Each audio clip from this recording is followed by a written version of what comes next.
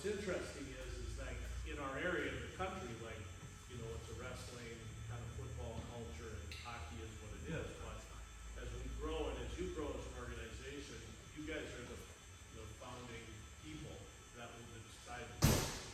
And that's as much as important as whatever I have to say, to be honest with you. It really is. Like if you create the culture and the expectation of what time you arrive, how you look, how you act, what it's like to wear our colors, I'm telling you, then it's a lot easier to be a good group of teachers or coaches.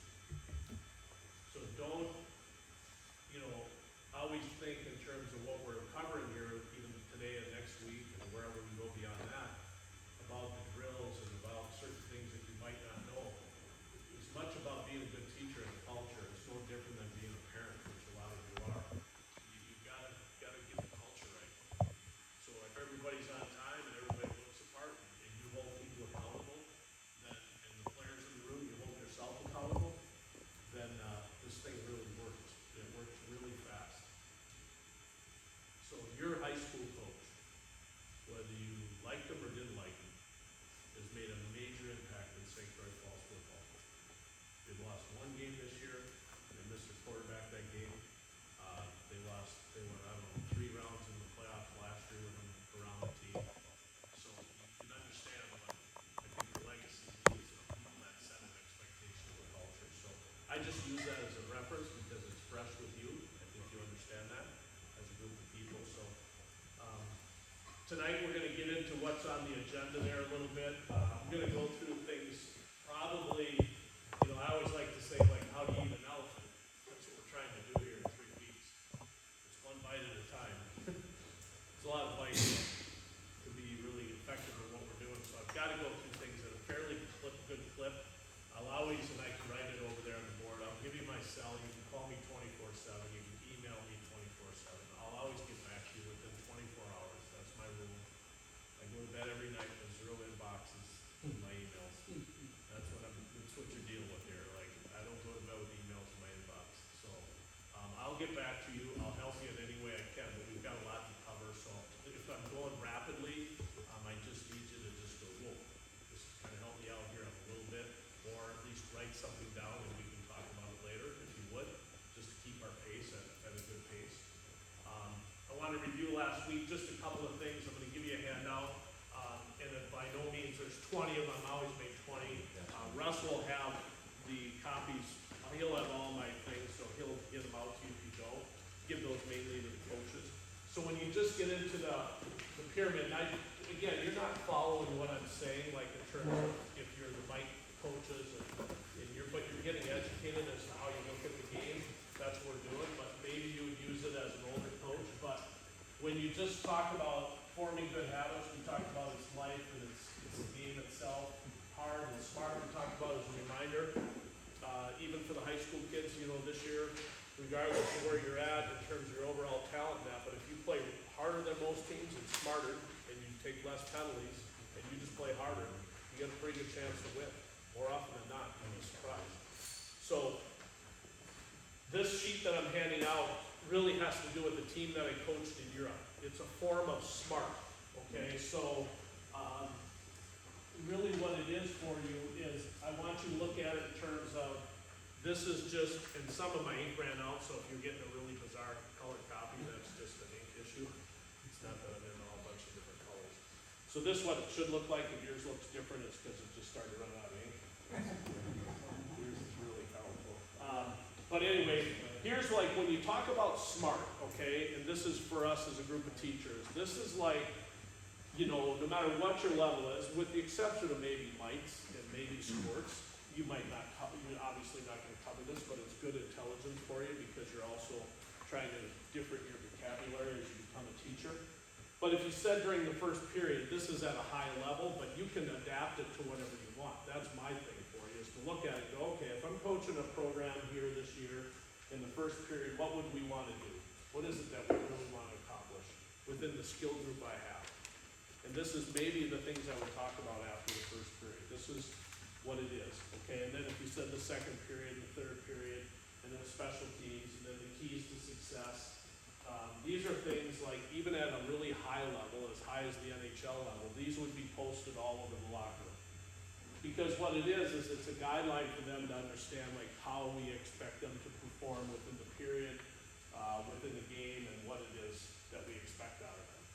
So they would not only get this, but it'd be posted all over. So it's a reminder, and what it does, it allows coaching easier, because I can just come in and say, on the smart part of the pyramid, I would say, you know, the game within the game, manager shift length, no selfish penalties, no penalties, you know, in the first 2 or the last 2 minutes of the period, because they determine like the swing of a game. So those are just smart things. And the more that you're readily available in your brain to think like this, the better teacher you're gonna become, the more aware you become. So I'm not saying that you should do any of what I've listed, but it's an idea of a way of, if you said, how do I become a better teacher, but I don't have a lot of time to cover this based on my practice time, you just make a document like this that fits your group and send it out, and then it's just really how you teach. It's just a guideline for you. It becomes a lot simpler. So body language, the Black Wings Foundation. So that's what that is. I say be calm, duck on the water. I always told my players you should look like a duck on the water. They never look like they're stressed. They move so easily through the water, it's a piece of cake. So the wet feet are going 100 miles an hour, but we can't tell that. So we just need to be a duck on the water. Let's be super calm as to how we approach our play. But those are things that I would use as a chance for you to look at just in terms of the smart part, okay? When we get into the individual pyramid, that was something I thought just review that was really important for you to take away. Just to review it real quick, is the mind is really critical. That's a lot of things that you're gonna hopefully become better at through time. The more educated you become, the better teacher you'll become, very easily, because things will just pop into your mind as you go to the rink and as you prepare for practice, things like that. Body is obviously out of our control in here a little bit. The high school players are more into that now. Certainly the skill level and tactics we talked about. Tactics we talked about last week is a lot of people don't know what it is. It's numbers and colors. So a lot of you as teachers in here this year will not be into any system play at all. You might be, that might be your choice. I'm good with it. But a lot of you wouldn't be. You would just be into how do you tactically play a 2-on-1. There's no system, but how do you play at the puck and how do you play away from the puck? These are things that we're trying to be able to do with the tactic part, because there is no system at the level I would coach at. I'm not even interested in the system. I'm just interested in my kids to understand really how do you attack a one-on-one offensively, which we like to get into today. Strategy and then game, so that's that part that we got through. Then this is just stuff here. The only thing I would say about you as a group or you as a coach within, let's say the squirt guys are back there, you might want to attach some definition to remind you of what I said last week as to how you define certain things. I define the 4 basic characteristics to you that a scout would do. So this weekend I watched 12 hours a day, I watch hockey. I have scouts all over the world, so I have to connect our brains as to how we look at hockey sense. So hockey sense is right there. It's got a definition to it. How you define it here as it relates to the community or your level of play, that's your choice. But if you put a definition to it, it's gonna help you as a teacher, okay? Because otherwise we assume. So could you imagine me working for an NHL group like I told you with Vancouver?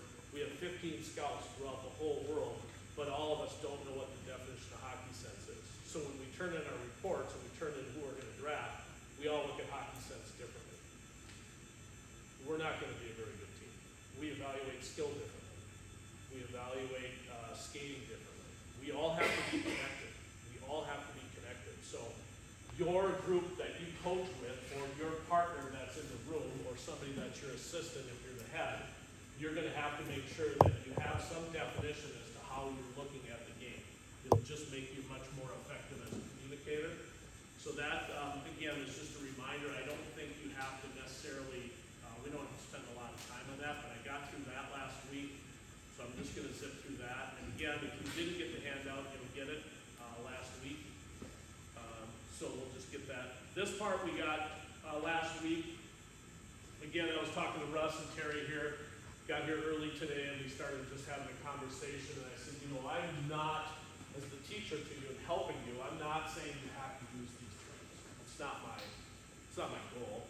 We discussed though, we kind of felt like it is a starting point for you to have some common language moving forward. It'd be a good thing for you, whether you use the same terminology or not. But most importantly, I think it's like, again, did you say you're coaching Mike's?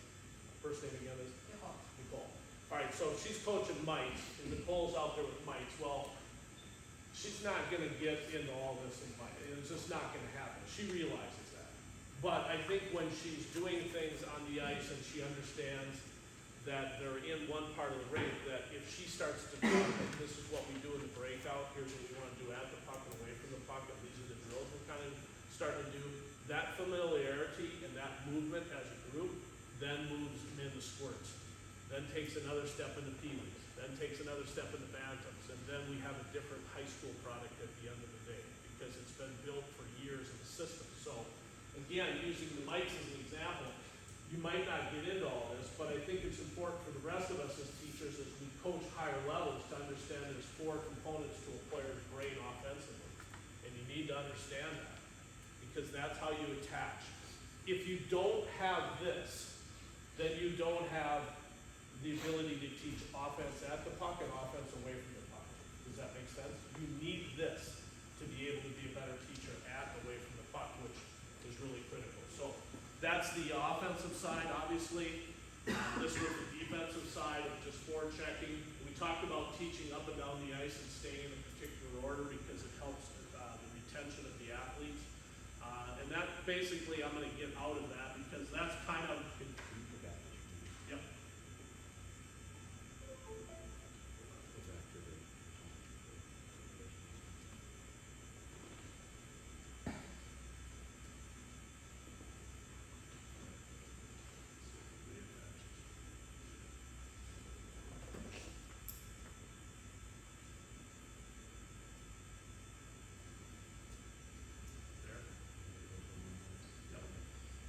I guess when Troy and I had talked, and Russ had talked a little bit, and I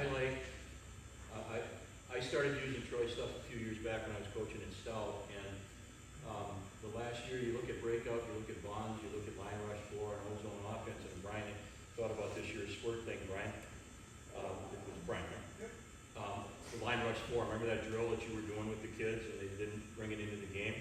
And to me, that's a great drill for how we attack that blue line. And so as we coach the kids, it's like, this gives us 4 areas to work in drills. You know, where is this drill? This is an offensive drill, this is a defensive drill. And I kind of like Troy's way of breaking down the 4 areas of offense and the 4 areas of defense. And a lot of times we have half-ice practices, and so we can work this stuff into our practices. And I think it's gonna be a huge help for all of us in your coaching with the kids. And I think they can attach, their brain can attach to those 4 areas of offense, and their brain can attach to the 4 areas of defense, and how you run your drills through those areas. And how you evaluate the kids in between periods. Hey, we had some great ozone, you know, we attacked, did a nice job here. You know, we maybe didn't come back hard in the forecheck or whatever, but using those 4 areas as teaching areas to me I think it's pretty critical. So to finish that up, how do I take you from this information, then how do you go into practice as a coach? And you write drills down. This is where the disconnect happens, okay? The disconnect is really for what you do for a paid living to also what you do being a parent and everything else you have personally going on. You're in the rod and gun club, you're in this club, you're deer hunting, you're doing all this, and then you're like, at the last second, I gotta go to the rink, and I gotta run practice.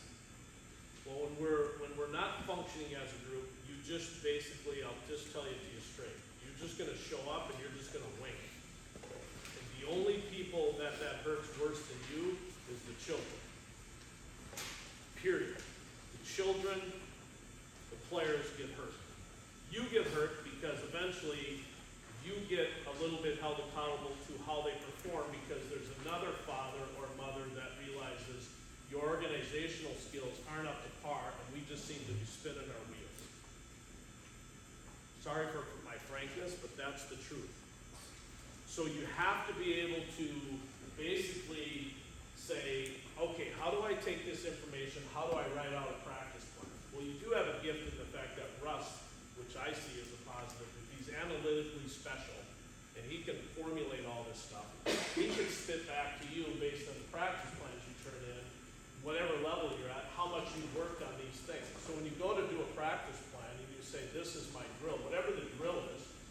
just first down, put it on what acronym it's in. You're gonna find out as you coach higher levels, like, we've had 4 practices in the last 2 weeks, we haven't worked on one forechecking drill. So consequently, every time we do dump the puck in, it goes right out. And all we end up doing is back checking and playing our own end. Well, I have found out through the system language I'm using, that we either don't know the right drills to implement at this point in their development, or we don't have enough repetition for these kids to be able to understand what I'm trying to say in a 2-minute stretch in between periods. So as they're trying to figure you out, you're trying to figure yourself out in between periods. That's what it looks like to the kid. It's like you're just spitting, like regurgitating things. And it's not making sense to the 11-year-old person that you're trying to teach.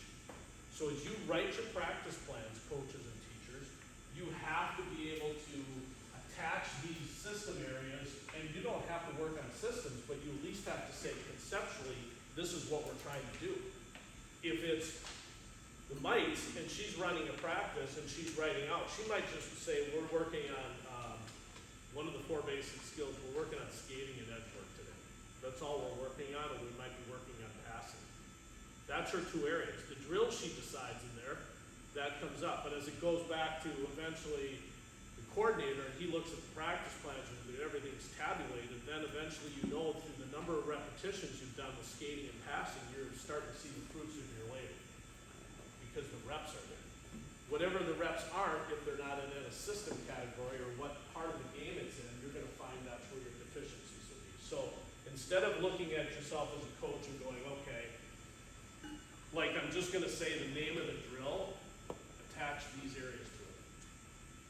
And it'll be a lot easier for you, and you'll really enjoy the weekends. Remember, the weekends, we don't teach. The weekends are a byproduct of what you did during the week. They always say a teacher doesn't talk during the test.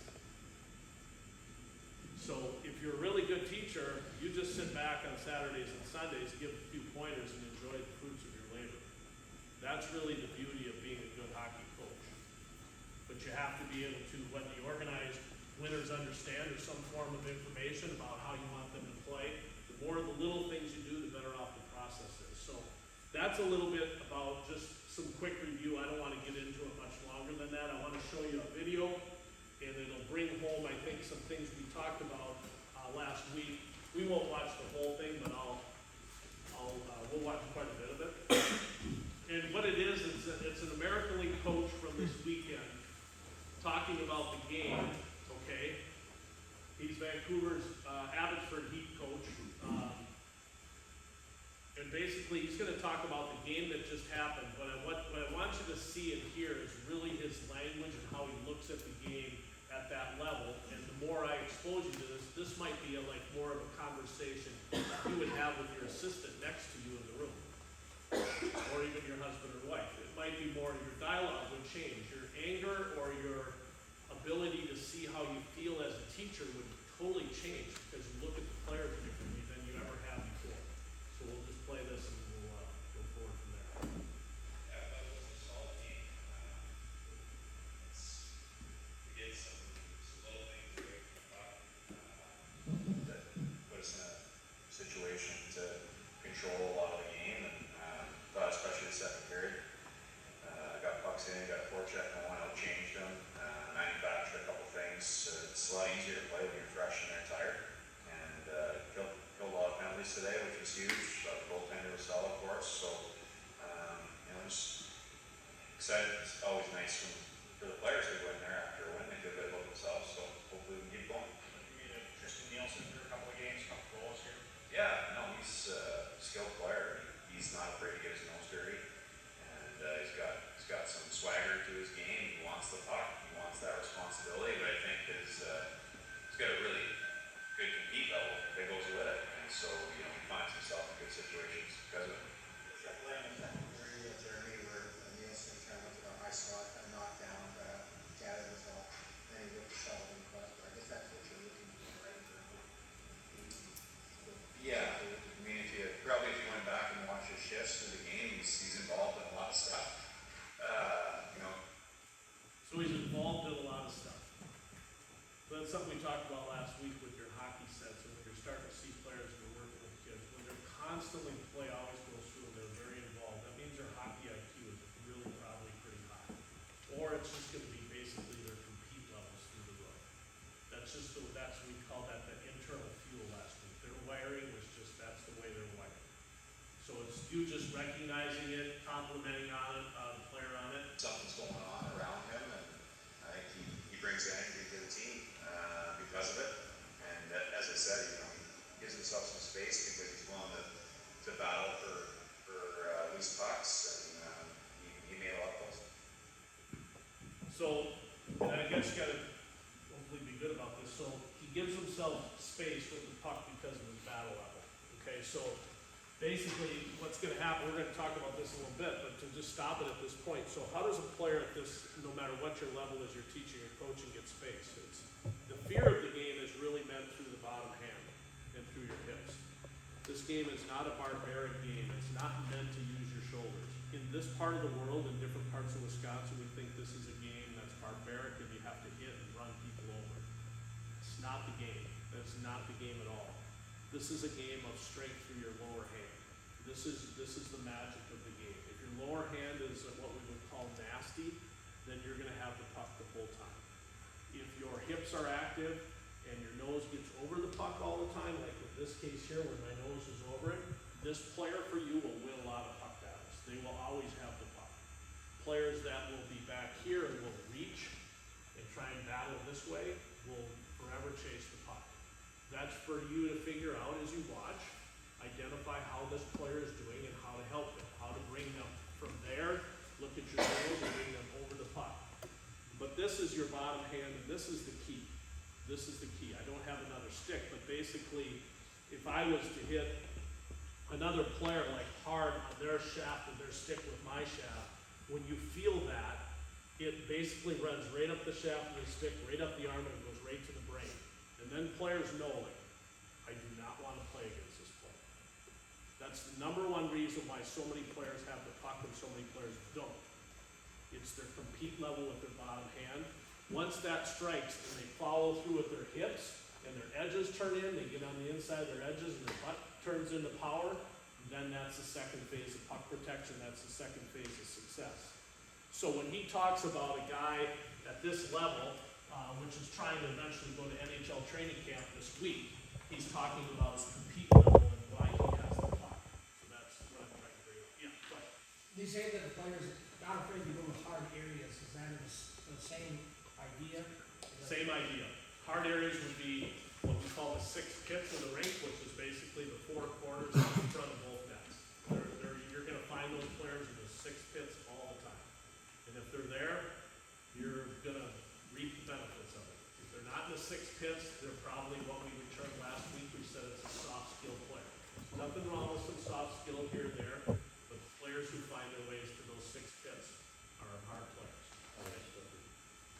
Yeah. When I recruited Alex Stuckert right here, he's an undersized D-man. Played his juniors up in Canada, and I watched him play a lot on video. And I keep looking at the chart. It's 165 pounds or whatever. And he kept winning battles in corners, battles in corners, battles in corners. You look at his legs right now; they're about this big around. He's the toughest little son of a bitch to play for me ever. And he's exactly what Troy just said. He won the tough battles, and he's how tall are you? 5'7", 5'8"? 5'9". That's what his skates are. And I'm a buck 95.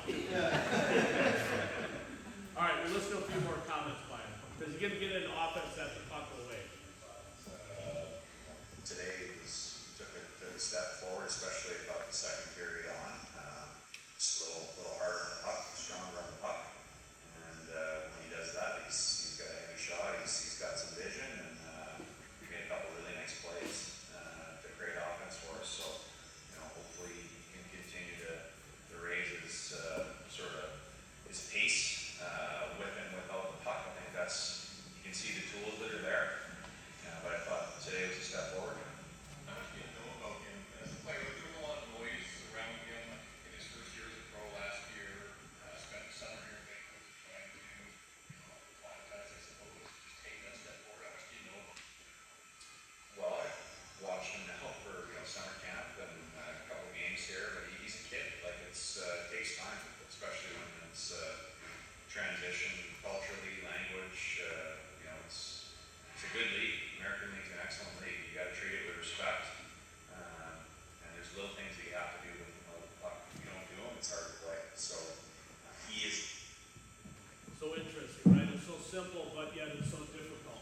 was you and I was sitting here and I was in your shoes, and I was at one time, down the road in Eau Claire, to be honest with you, I didn't know how to teach away from the puck.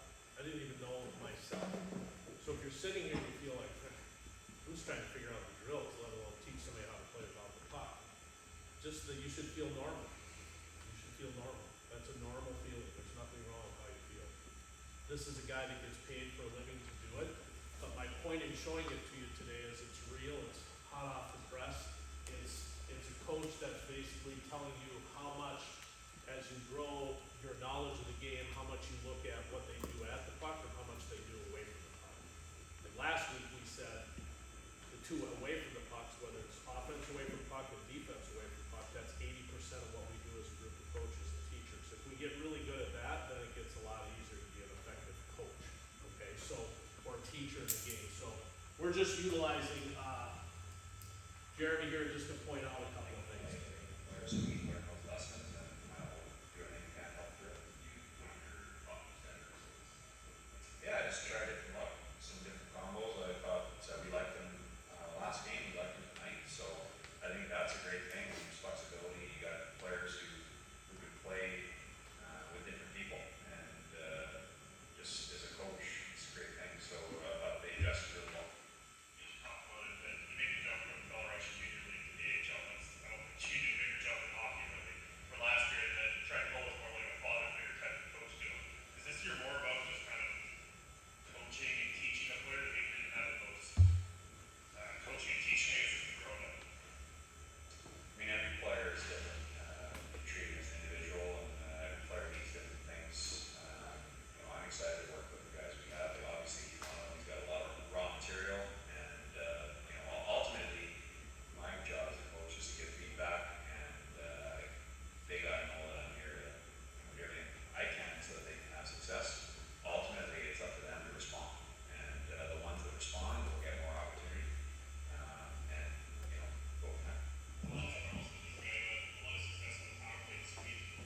Okay, so it's just a good way to segue into what we're gonna talk about, but any questions just based on that? So you get a little bit of feel, some things I said to you last week, a little bit about where now the game is at that level. Not that we're not trying to be that level, we're not trying to act like this particular coach, or me in fact. I'm just using these as examples for you to kind of think about what you're about to get into this year and how you want to wrap your brain around becoming a better teacher. So it's really has to do with a lot of little simple things that have to be right, and then we can go from there. I'm gonna have Terry pass these out. I'm gonna get into this next real quick. Any questions while he passes those out? Just about anything there and that we covered there. Okay, so as he passes this out, this is, if I was to read our body language last week, and I was trying to segue into like we have next week together, but then yet, as I've talked to people, like, I'm still gonna try and be a part of whatever I can do, and help you in any way I can. When I left here, I said, okay, we're gonna talk about some offensive things, which we're gonna get into. We're gonna get through these couple of handouts fairly quickly, but then we're gonna get into the bottom 5 and 6 there fairly quick, at least some teaching tonight. But the other part about this, which I find totally intimidating as a coach and as a teacher, even helping coaches, is just kind of like, how do I run a practice plan? It's really difficult. So not everybody's gonna have these, so basically it just says how to plan and run an effective practice for the people that don't have them, so just so you players in the back. And then it just says philosophy of coaching, and it says, I'm not gonna go through all these things, it's more for you to take out, and you will get them through Russ, so you have to see Russ after, he'll email them to you, but I'll get them in tomorrow morning. I think the things that you have to possess, it says love for the game and just genuine concern for your players. If anything, you're trying to be, you could be, in my opinion, an average coach this year in your mind or whatever. As long as you're an outstanding human being and you care for your players, you're gonna hit a home run. They gotta know you care. It's most important. They just gotta know that you care and that it's okay that you made some mistakes and things didn't work out tonight, but I do care. I care about your academics, I care about your life. That's the number one thing, because we're trying to build better people. We just do it through the game of hockey. Then there's just some things in there. I'm gonna go through this pretty quick. so players or people that don't have them, with a philosophy of practice. Players, coaches, organization have to have a common philosophy concerning a positive attitude towards practice. We have to develop a true appreciation for the value of practice, where coaches and players recognize the amount of effort and concentration they put into practice will determine what the players are getting out of the practice setting. That's basically how we come together. That's who the board has basically said. We have to basically have a philosophical approach to how we're gonna practice. Then we have to have some approach as to how we're gonna lay this out. How does this get put out so the group in every level can just get better and better and better? The drills that you all do eventually is your choice within your age bracket, according to your experiences and help from other people in the room or outside the room. But your foundation is really about the layout of the practice and how much time it takes. Last week I told you that when I met Mike Eaves, Bob Johnson got him into coaching and said it took 2 hours to plan practice. Well, realistically, I said that to you, you're not in a position that's gonna give you that amount of time. I do understand that. You understand. But I would like you to kind of think more about, again, using an academic institution. We oftentimes, I grew up in the cities, but it's different maybe here, but maybe if you live somewhere else, you buy a house sometimes just based on academics. But you put yourself in a position where you think the education is really good for your children. Well, now we're in that boat as a group of teachers and coaches. So how we arrive at our school, which is this, how we get here, what we look like, what our culture is, and all these things, then we're building a place of higher level of education. And the better that gets, then the better the players become. So we're all here with that philosophical approach. That's just how you go about it. So that's kind of like how we got to be together. So that's what that means. The second page was a term that I grew up with. I think I mentioned it last week. I don't remember if I did, but I'll just say it. My dad was a teacher, still is. He's 85. He still teaches me every day in some fine fashion. So if I call my dad tonight, here's what he's gonna say. He's gonna say, Troy, where are you tonight? Because he knows I'm somewhere. He knows I'm probably not at home. And I'll say, I'm driving home from Menominee. He's gonna be, all right. Well, you got 4-lane to Baldwin. Then he's gonna go, you got 2-lane from Baldwin to Amory. And he goes, you better watch the front left headlight of the car coming at you. Because if that thing starts to go towards you, you better bail. That's what he's gonna tell me. I guarantee you, the guy's 85 years old, he's gonna tell me for the 1,000th time. As soon as that front left headlight starts to come, you better get going somewhere, but not where you're going, because you're gonna get run off the road. You're gonna get hit. That's the teacher, okay? So he always told me, I will teach and you will coach. When I'm done teaching you, you should be able to coach yourself through life. If I'm really good at what I do, you should never make a mistake. But he still reminds me every day when I'm getting in the car or something, like he's gonna teach. So that was his philosophy with me. He taught me how to take out the trash. This is the day it goes out. I'm gonna be gone. I'm a referee. I'm not home, son. So come, if I can say this, come hell or high water, it better be out Monday night. If it's not, then you're gonna deal with me. I taught you how to do it. I taught you where to put it. It's supposed to go there. I should never have to tell you again. You should coach yourself. That was his philosophy. That's how I grew up. So that's what that means. That's what that is right there. Again, I'm on the obsessive side. I said last week, but I don't want you to be this way. I'm just educating you. I like to finish my days 1-0. I do not like to lose a day. I don't want to go through the week and be 5-2. I don't want to be 4-3, and I certainly don't want to be 1-6 as a human being. I live every day to win my day. I want to outthink my people I work against. I want to outwork my people I think against, and I want to be a better human than the rest of the people I deal with. That's just the way I'm wired. That doesn't make me good, bad, or indifferent. That's just my wiring. So when I say to you, like, I like to win my days, that's how I was as a coach. I would say to my team all the time, I was like, okay, how many teams in the league? We got 31, coach, we're the 32nd team. I'm like, okay, well, what is it gonna be? Are we 1 or are we 32 today? You determine that. I've laid out the practice plan, now you gotta put in the work. Let's get on our details, let's get after things, let's finish the day, then you gotta train, then you gotta eat right, then you gotta sleep right, you should put your head on a pillow knowing that Saturday or Friday's game will be that much easier if we won Monday through Thursday. If we lost those days and we were terrible, and you didn't eat right, you just threw McDonald's in you all week, and you drank booze all week, our chances of success at a pro level wasn't very high. So I would just say that was the thing that we tried to do. The value of practice, it just says preparation plus opportunity equals success. You're gonna use these as the guidelines. The coach in the practice setting has many roles. You're a planner, you're an organizer, and you're an inventor. That's the beauty of it. Hopefully you'll be really good inventors. Those of you that want to be really good, here's the one thing I would tell you that made me better than I'd like to say most of my competition, is I made these when I first started coaching. I just went and made it. So that's more on me telling Stacy to get off her wall. Okay, she should just buy these for all of you. If you have these, you're always gonna doodle. The more you doodle drills, the better your practices will be. The hardest part about being a coach and being a regular job owner and doing other things and raising a family is you think about things when we don't write them down. Then they go away from us. And we try and grab them back when we can't. It's too hard. The more of these things are around you and you do your drills just when you have the odd time or you're sitting on a Zoom call in today's world, the better your practices will be. So to me, this is one of the keys to being somewhat successful, is just have little pads like that. Understand that you're a motivator and you're a salesperson. The characteristic that you present is enthusiasm, energetic, positive, hopefully, team-oriented, belief in the value of practice, ability to convey a message, explain, demonstrate, analyze, give feedback, put theory into practice. So that's what that is. These are all reading things for you.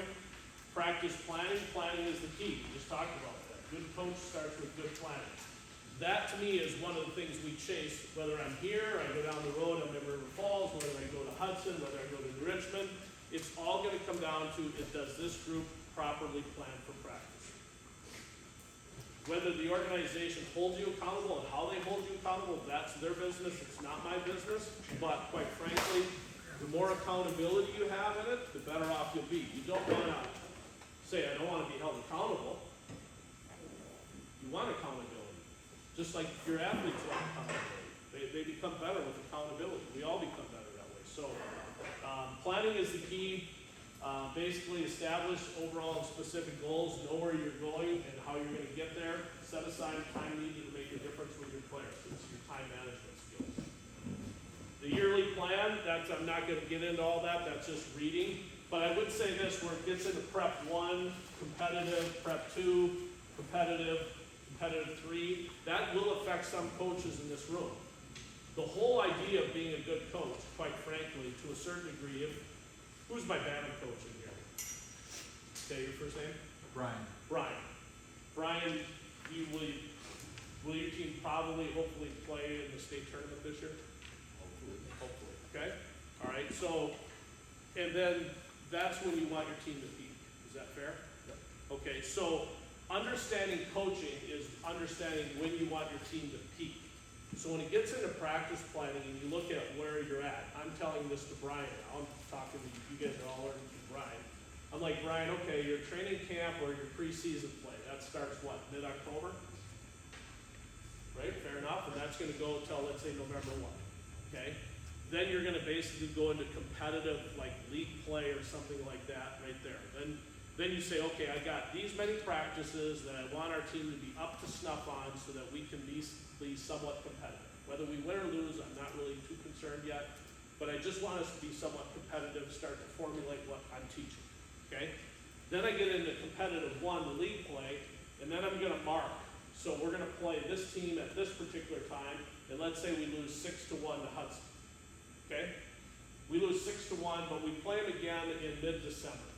This time we got to play them here, we played them in Hudson, okay? But now I think I've taken my team a little bit further. I've looked at all the drills and the areas I'm covering. I think we're better prepared this time. So this will be really a benchmark for me now. I really wasn't too upset in the 6-1 loss. I would have hoped it would have been better, but it is what it is. But this next game, even if we lose, I'd like it to be like 4-2. I'd like to see us make progress. But I'm still okay with losing. I'm going to tell the kids it's okay. We're getting better. So then you go into competitive 3, which takes you into after Christmas.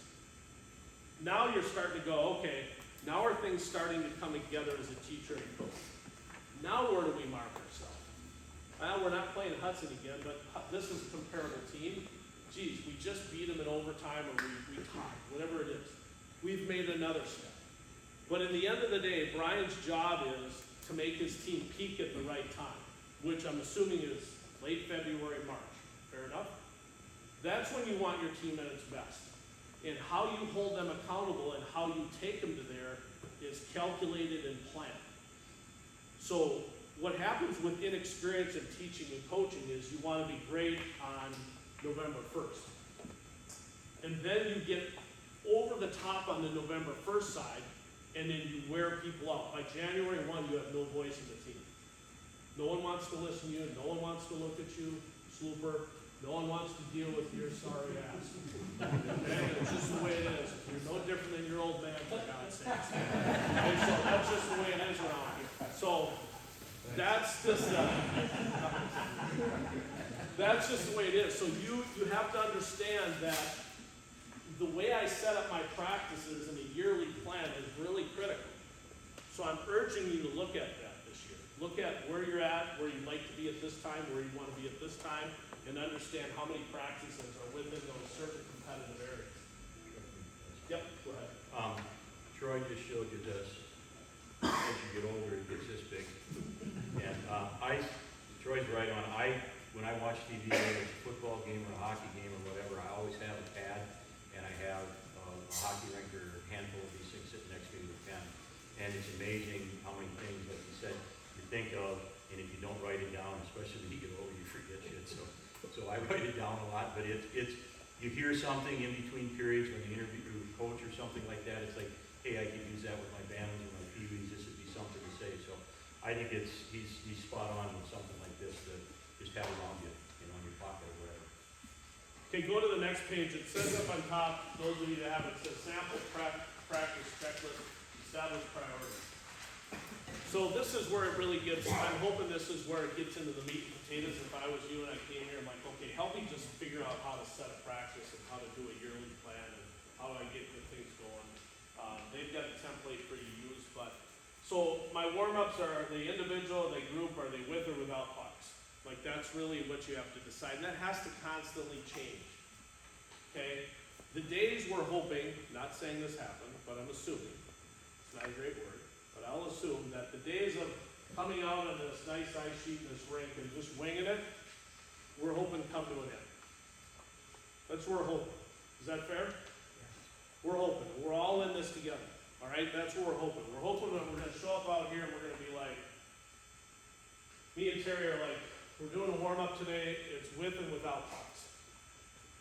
We're doing a warm-up today. We're playing tennis ball, wrong hand hockey. Just to have fun. We're going to use the opposite side of their stick. We're playing with tennis balls. It's a fun day. But there's a plan to our warm-up, okay? And then you've got, whether it's individual or group, then you got to get into your skating, passing, receiving, and shooting. I think the key thing there is I want you to understand, if you have a pen and you have this, you should underline receiving. If you're going to be a great teacher of passing, you have to teach receiving. Your practices and your games will break down not so much always on your ability to pass, it's your ability to catch a puck. Those of you that are in high school in here, you got to be able to catch a puck. And you got to be able to catch a puck older than your age. So if you're 17 or 16, you should be able to catch a pass from a 27 or 26. You should be 10 years ahead. That's what your hands should be able to do. If you can't, it's hard to play with better players. For those of you that are coaching young kids and they say, hey, I want to play with Terry and Troy. Like, I think I belong in that line. But we're like, Slooper, like, you can't catch a pass. Like, we can't play with those guys because then they never get the puck back. So, yeah, right. For a good reason. So then we have to say, as a group of teachers and coaches, we have to say, you know what, in this case, Slooper, like, we can put you there, but you're going to have to be able to catch the puck. Because the reality of, the mentality of Troy and Terry is we want to play with people that can share the puck and give it back to us. But that's the part we have to start to see as a group of teachers. We have to be able to say, yeah, you can play on that line, but you have to be able to catch a pass. I know you can give a decent pass at times, but I don't know if you can catch the speed of their pass. which then they don't always wanna play with you, and that's where the breakdown is. That's where the chain breaks in the link of the fence. So, when you get into passing, you gotta get into receiving.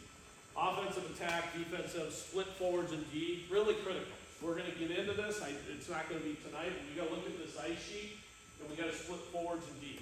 But we might have two teams out there at once. So how do we do that? How do we use all four corners of the rink, and how do we get into station play? To maximize our ice usage, and then maximize our number of reps. So meaning, we might have to do station work with 8 to 10 people. In a corner, they rotate every 8 to 10 minutes, because we need puck touches. Repetition will build the organization into a better performing group. You need reps, so you can't have a lot of standing time, so you gotta utilize the ice surface how we need to. So when I say stations, there might be 4 stations out here with 2 teams. They might be the one of the 3, let's say, squirt teams. 2 of them are out there at the same time, let's just say. But we're both coaching staffs have gotten together, we've decided we're going for 4 stations for the first 15 or 20 minutes. We're gonna rotate every 5 minutes. We want maximum puck touches with 8 to 10 people. That's a different way to utilize the ice to develop our skill level, okay? So we have to start to think along that line, or we're gonna cut the ice in half, and we have to do full ice drills with 2 teams. And cut it in half and do 2-on-1, things like that. We'll get more into that later. There's this transition, there's 4-on-4, there's line changes, there's face-off. Obviously, all the stuff that's on there, the higher level you coach in here, the more that impact is in how you prepare. Practice content, we'll get over that. Theme of practices. So I'm a private lesson guy. I do private lessons out of Somerset. I have a theme every time I go on the ice with my group of kids. I usually have probably 6 to 8 kids and a goalie, usually 6, but I'll have a theme. My theme will be, this is an offensive puck touch day, so it's a lot of offense at puck. It just has a theme. Right away, they know what I'm gonna expect of them. They know the drills will be all puck touches, they'll all be about their offensive play. There's no question what there is. So you can write, obviously, themes. The next part of that would be, is your practice a flow practice? Would you consider it a flow practice, and what is a flow practice at your age? Is it a grind practice, phantom coach?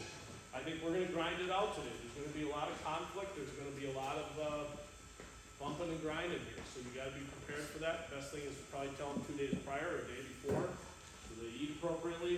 Is this a hard skill practice or a soft skill practice? And it's important that your kids know the difference. Some of your kids will wanna be soft skilled players. They're just good with that. They're not overly brave, they've got good hands, they've got good feet, but they're gonna exist not so much in the 6 pits. So do you address that issue in practice? Do you have an offensive, defensive, transitional one? Do you work on these other areas?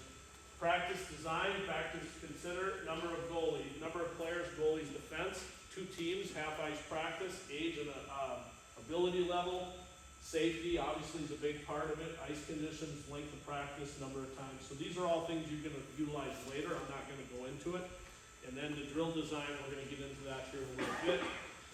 I would say if you go all the way towards the back, operating the practice, a good start for the coach, arrive early, be organized, greet your players and parents, be upbeat, positive, energetic, have enthusiasm, have verbal communication early in practice.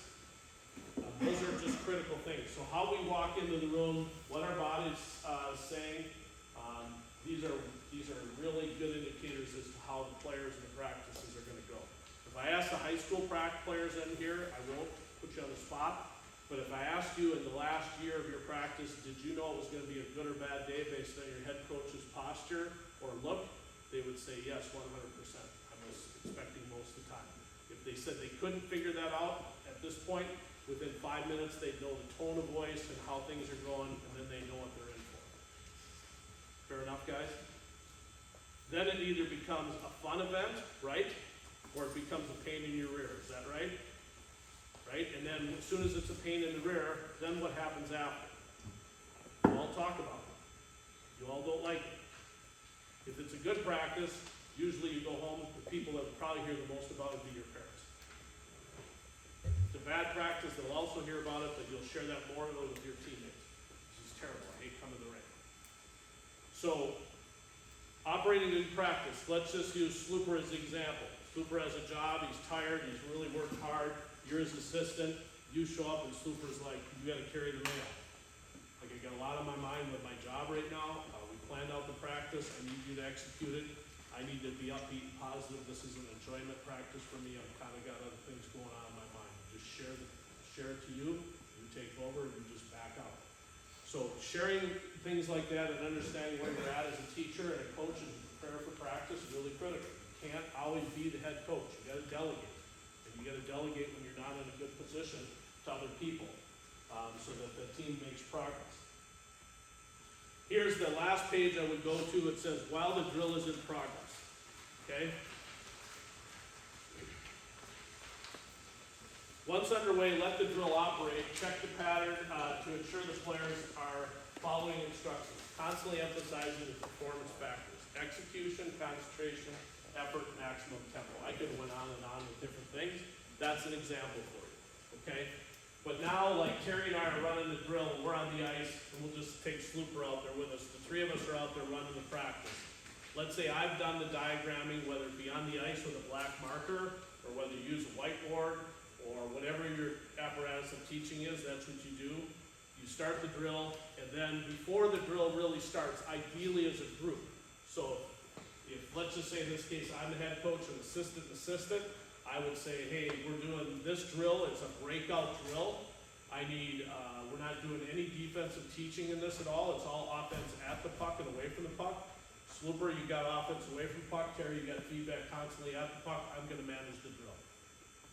I'm gonna manage to look at the execution, the tempo, how things are going. Do I need to let it go? We're making some mistakes, I need to be patient right now. They need more reps than they need me to stop and teach. They need to do this for a little bit. They gotta work through their mistakes. That's my feeling. But he's giving feedback, they're in the lines, their edges work, they're involved in the practice. That's how you utilize your staff to run a practice. The days of standing around and just watching, putting your hand over your stick, like those days we'd like to see leave the organization if they're there. You never sit on the boards. You don't do things like that would introduce something that is not of the character that we want here. We're a group of teachers, so how we portray ourselves is really critical. So now I've utilized my two assistants. I say in this next one, we're doing a different drill. We've decided prior to practice that Slooper's gonna design the drill. Well, Slooper's designing the drill. The interior are getting the pucks to where they need to go very quietly. So when Slooper's done at the whiteboard and he says this is the drill and he's done, they basically go. At a high level, the higher you teach, the less time you have. So an example, if I'm running a private lesson in Somerset and I have high school kids, from the time they leave the whiteboard to the time I blow my whistle to start, it's 5 seconds. That's it. Their parents are paying me money to teach, and they gotta pay Somerset. They gotta pay the guy there for the ice. So I can't waste ice. So there's a time as to how quickly before I blow the whistle we start. I wouldn't say that's gonna happen here, but for our Bantam coach, for him to get the reps in that he wants to get to the state tournament and be good, he might have to speed things up. And his expectation is when I'm done teaching, I'm blowing the whistle in 10 seconds, here we go. Let's go. All the pucks are in the right places. So utilizing your staff is really critical. I talked on there about assistants teach the drill, cue words, which we just talked about, head coach watches for fatigue, and the lead horse pace. What does that mean? Okay? Who's your lead horse? Who's your stallion in practice at your age level? When that particular player drops off, you can imagine the plow horses. They've been gone for like 10 minutes maybe. But you sometimes have to allow plow horses who are developing to go through it because they need the reps. But I also have to develop my lead horse. Like this is the horse that runs the race for our team. So I just can't look at my plow horses all the time and go, huh, these kids are gassed. But my thoroughbred's just going 100 miles an hour still. So you want to look as a teacher and go, who's the pace of my practices? Who's the pace of certain drills? Does that make sense? Then as I sit back and watch it as the head coach and we plan practice, I'm like, oh, okay, this is done. Like, this guy's done. Like, he's shot. It's time to shut down the drill. Then you go from there. Then you bring him back in. So you always have to be conscious of who your best players are in practice and who the players are that are still developing at a lower level and be able to teach different days to different course levels. Does that make sense? Because it's really going to help their overall development.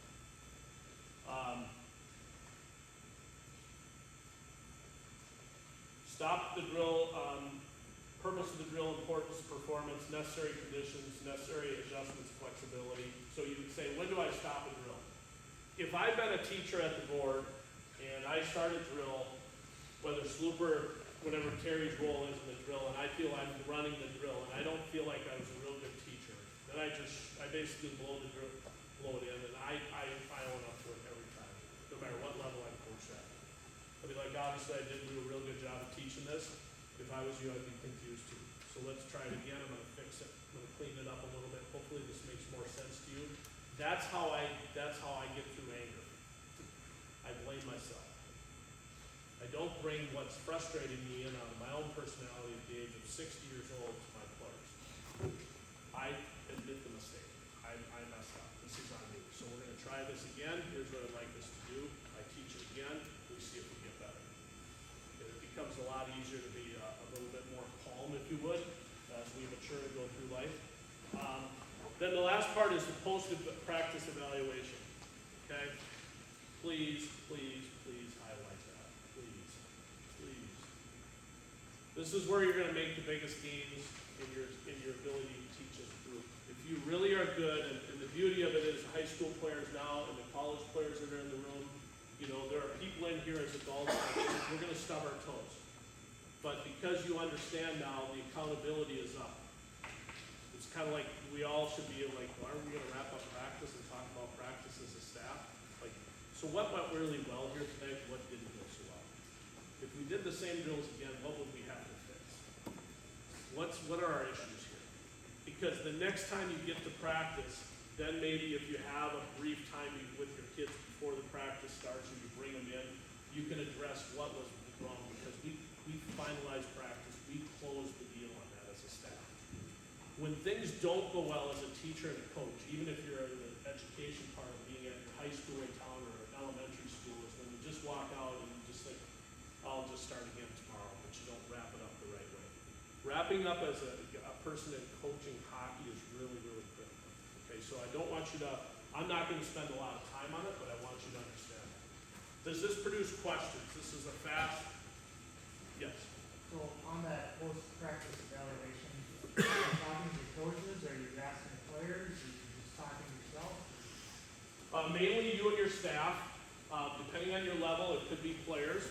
You know, if I was a midget coach, I might talk to some of my players, because there's some midget kids in here that I find are really mature. I might ask things how they went. But as mostly it's just the staff.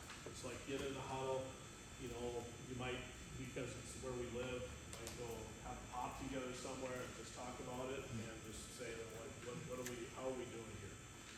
You know, if it's in the ring, just have some closure to it, mainly between yourselves. I think the head coach, you're always self-evaluating how things are going, what's being covered, what's not being covered. And I'm hoping that now we're going to take great pride in the fact that, not that we haven't in the past, I don't want to take it that way, but just great pride in the fact that I think we're more of an A to Z organization. We kind of cover all our bases here. We're still learning to be better teachers, more effective communicators, but I think we're more of a holistic approach to the development now. We've got some kind of a roadmap a little bit, and we're kind of finalizing how things are moving forward. And that'll really help us.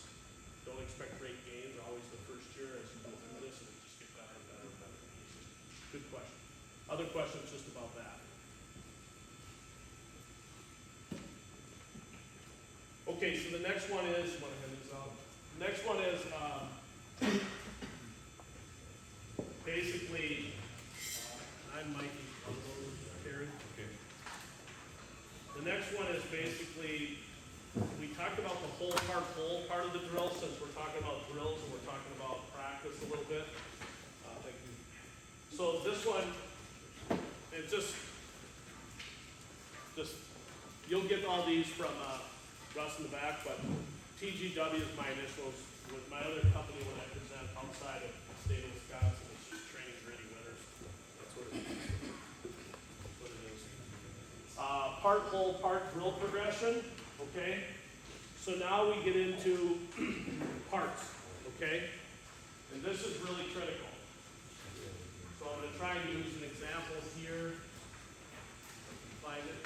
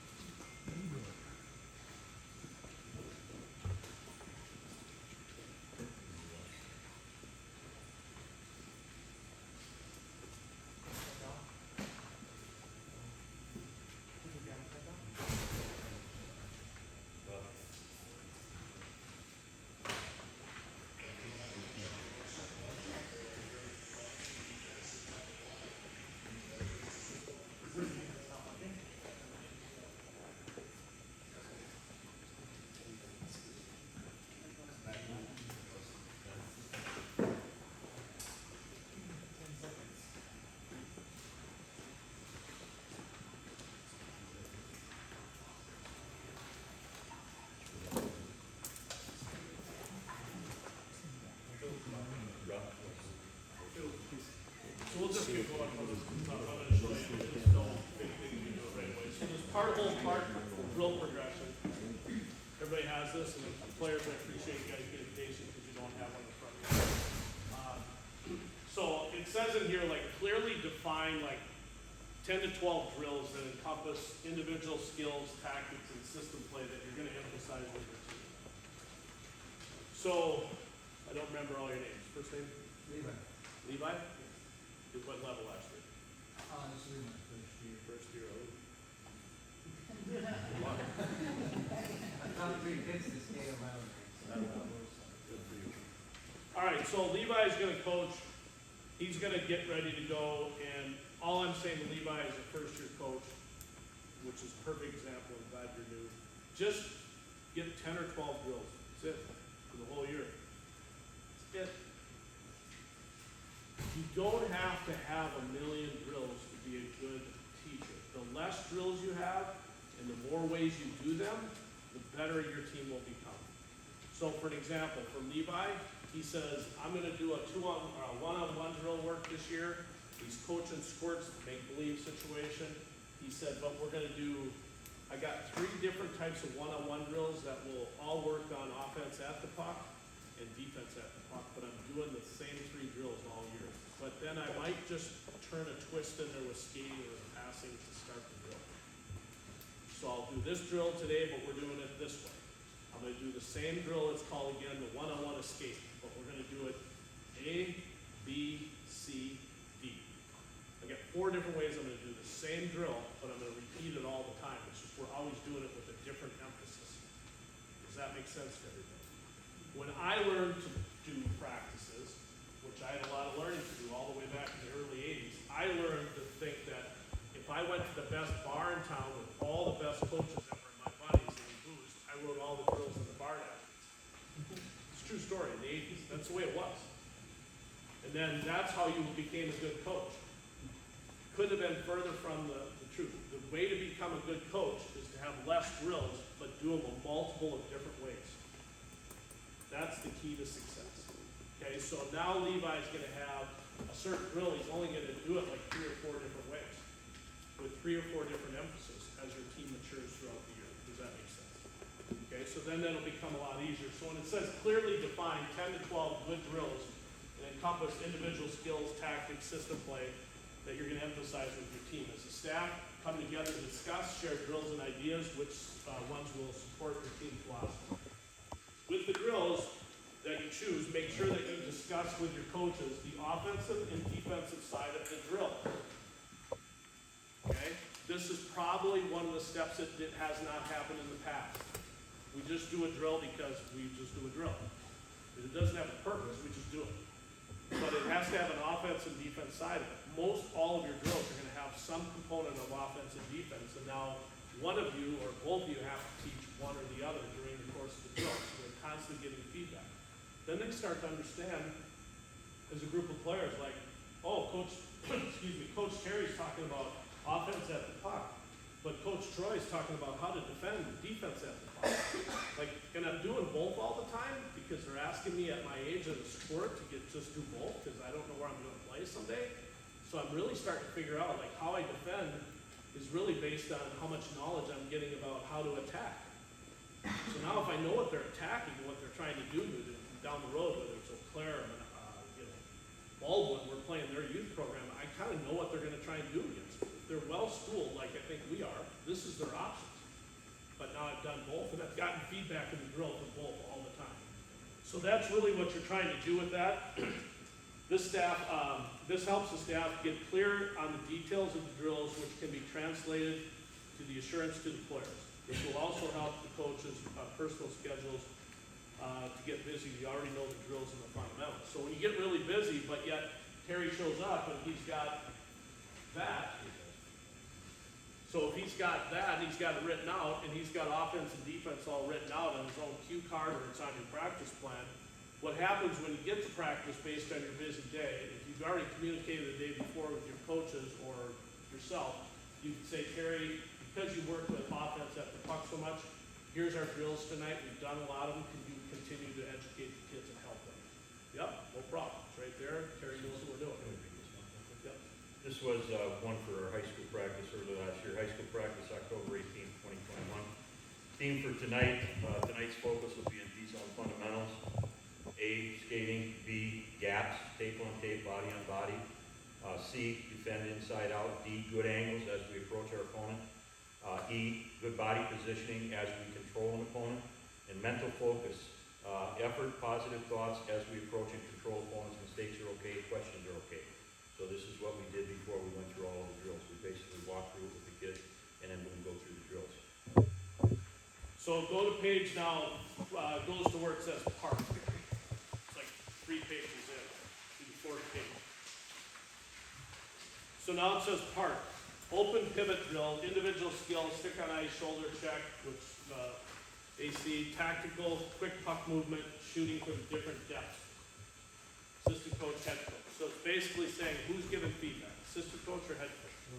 Those are the areas you're giving feedback in. So if you turn it again, now I've given you a drill in color, and basically not that one you're gonna utilize, but just give you an idea. Here's where, depending on what you do with Russ and the group of coaches, like in general, but key points, stick on ice, shoulder check, quick puck movement, shoot from above the circles.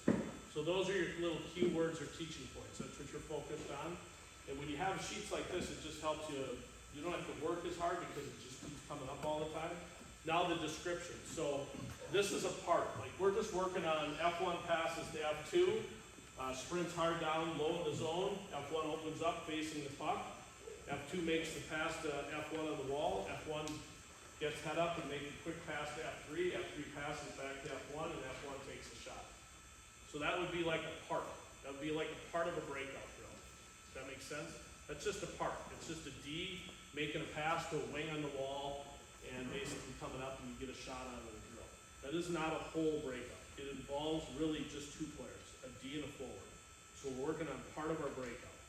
What you're teaching in this is you're trying to say how I open up to the D that's passing, or F2, it might not be a D, and let's say you're the squirt coaches, but they're all interchangeable. They're not sure what position they're gonna play for you as they mature, but so now you just put them in that thing. This is just a part of a simple little breakout drill, and you only have half ice.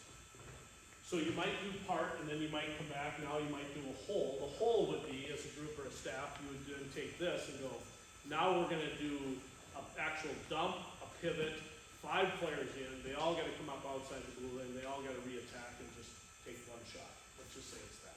It wouldn't be that, but let's just make it move. But that's 5 moving people in a breakout drill, plus your goalie in the net, which is your 6. You can't forget your goaltender and how they're attacking in the drill. So, you go part, then you go hole, then you go part. So you take this same drill, this next time, I'm gonna change F2's position, the beauty of getting paper and just thinking, and now we're gonna pass from F2, but F1 is gonna circle down and basically come through the blue and circle in, and we're gonna make an inside pass, and then we're gonna kick it out to the wing. So now we're gonna hit the center all the time. But our kids are now gonna start to work in a different part. So if I diagram it like this, and you're doing parts, now you have, should do that red, that's blue. But now you basically say, okay, now this player here is gonna dump the puck in. This player here is on the team, so you're gonna start them like at the dot. They're gonna come up, they're gonna pivot, they're gonna go back, they're gonna shoulder check, look over their shoulder. And now this player's here and this player's here. We just did hit the wing, but now we're adding movement in and they have to skate forward, backward. This time this player's coming in here. This player's gonna take this path, come down here through the blue. We're gonna get this puck and we're gonna pass right here to the center. And now we're gonna hit the wing. The wing's gonna hit the player out here. We're gonna give it back, we're gonna come in, and it's 2 on 0. But we just worked on the middle exit, we worked on an outside exit. Those are 2 parts of a drill. Same kind of drill, you might call it the same thing, but you're working on 2 different parts. What you're trying to teach is now you're trying to say, the first drill, it was all basically offense at puck, which was here, standing still, and here. Now all of a sudden, you're working on offense away from puck. Because this player's gotta go back and get it, we're gonna pass to this person. Now you're starting to have Terry, who's working on the offensive part, Slooper's working on a different part, And now Terry's talking about controlled skating, and that as we make this, these two players have to work like this together. This player, when we make the middle pass, as a young squirt of peewee, can't be all the way up here because this would be an unrealistic exit. So they have to understand how to control skate and be patient, work together. Two together is better than one all alone. So this is now where you get into offense at puck and offense away from puck. But this, going back even to our bantam coach, like this might be early on, like we're just gonna work on our exits. If we get out of our end and we're good at getting out of our end, I think we've got a chance to be a decent team. But if we can't break out, you're not gonna be a very good team, no matter what level you're coaching. The only way you're gonna be a good offensive team is if you get out of your end, period. If you can't get out of your end, you will not be a good team. It's just that simple. So, again, so we're part, you know, and part is like wing, and then we'll just put wall, and then we might do a hole drill, something, and I didn't really teach you that, and I brought you back part, and with wing, and we're working on center or middle ice. So now we're working on different aspects of just our breakout, and this might be in a one day, like one practice, we might be just working on all breakouts. Might be part, hole, because you gotta work on both sides, you got a lot of teaching.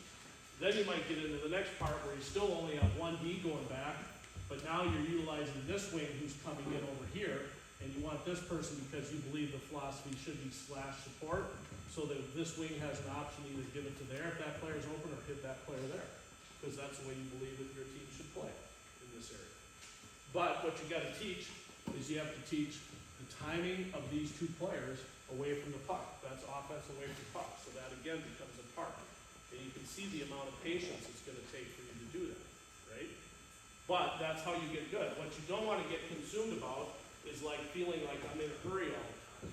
Like again, you eat an elephant one bite at a time. It's the way coaching works too. You just need to be patient. You can't be in a hurry. That coach just talked about, you know, like they're young people.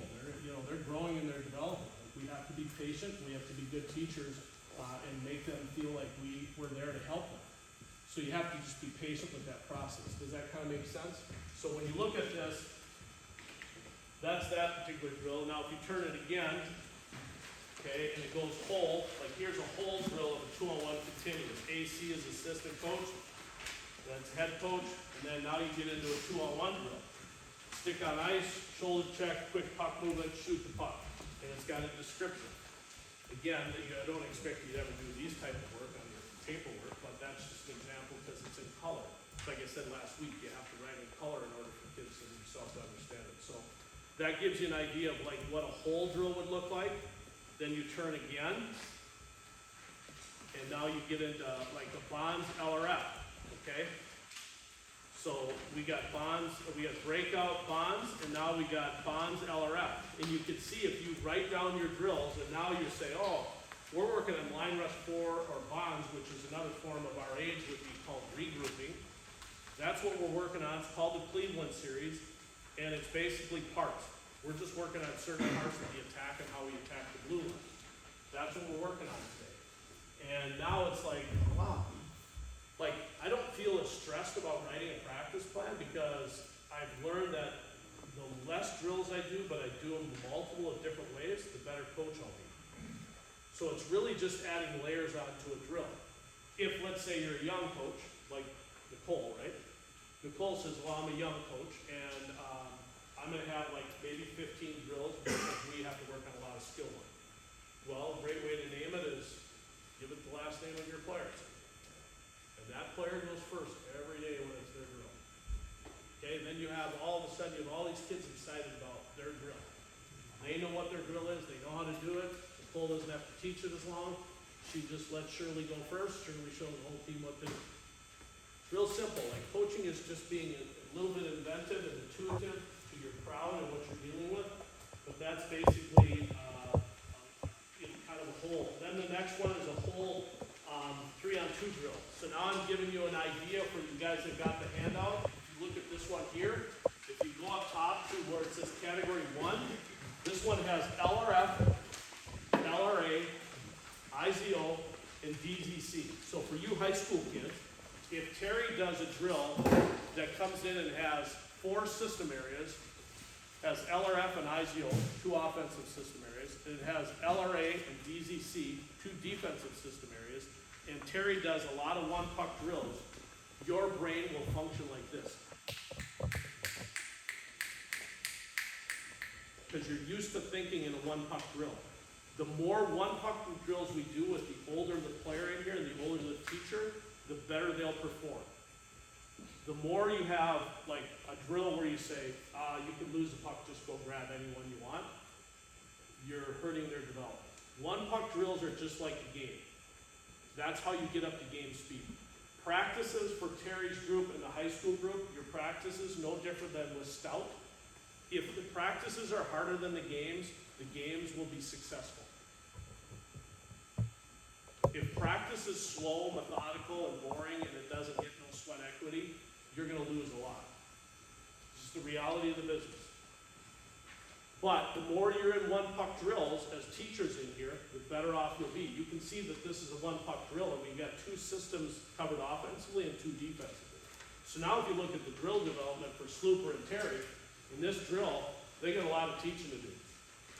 I'm gonna give feedback as the head coach here and there, but Terry's like working on the LRF, he's working on the IZO, good puck protection, way to get over the puck, we won a 50-50 battle.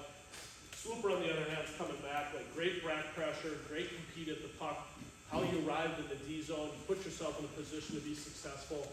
Great job, Timmy. And then Timmy's off and going, man, my game's coming. Like, I understand how to play at it, I understand how to play away from it, I understand offense, I understand defense, I'm getting constant feedback.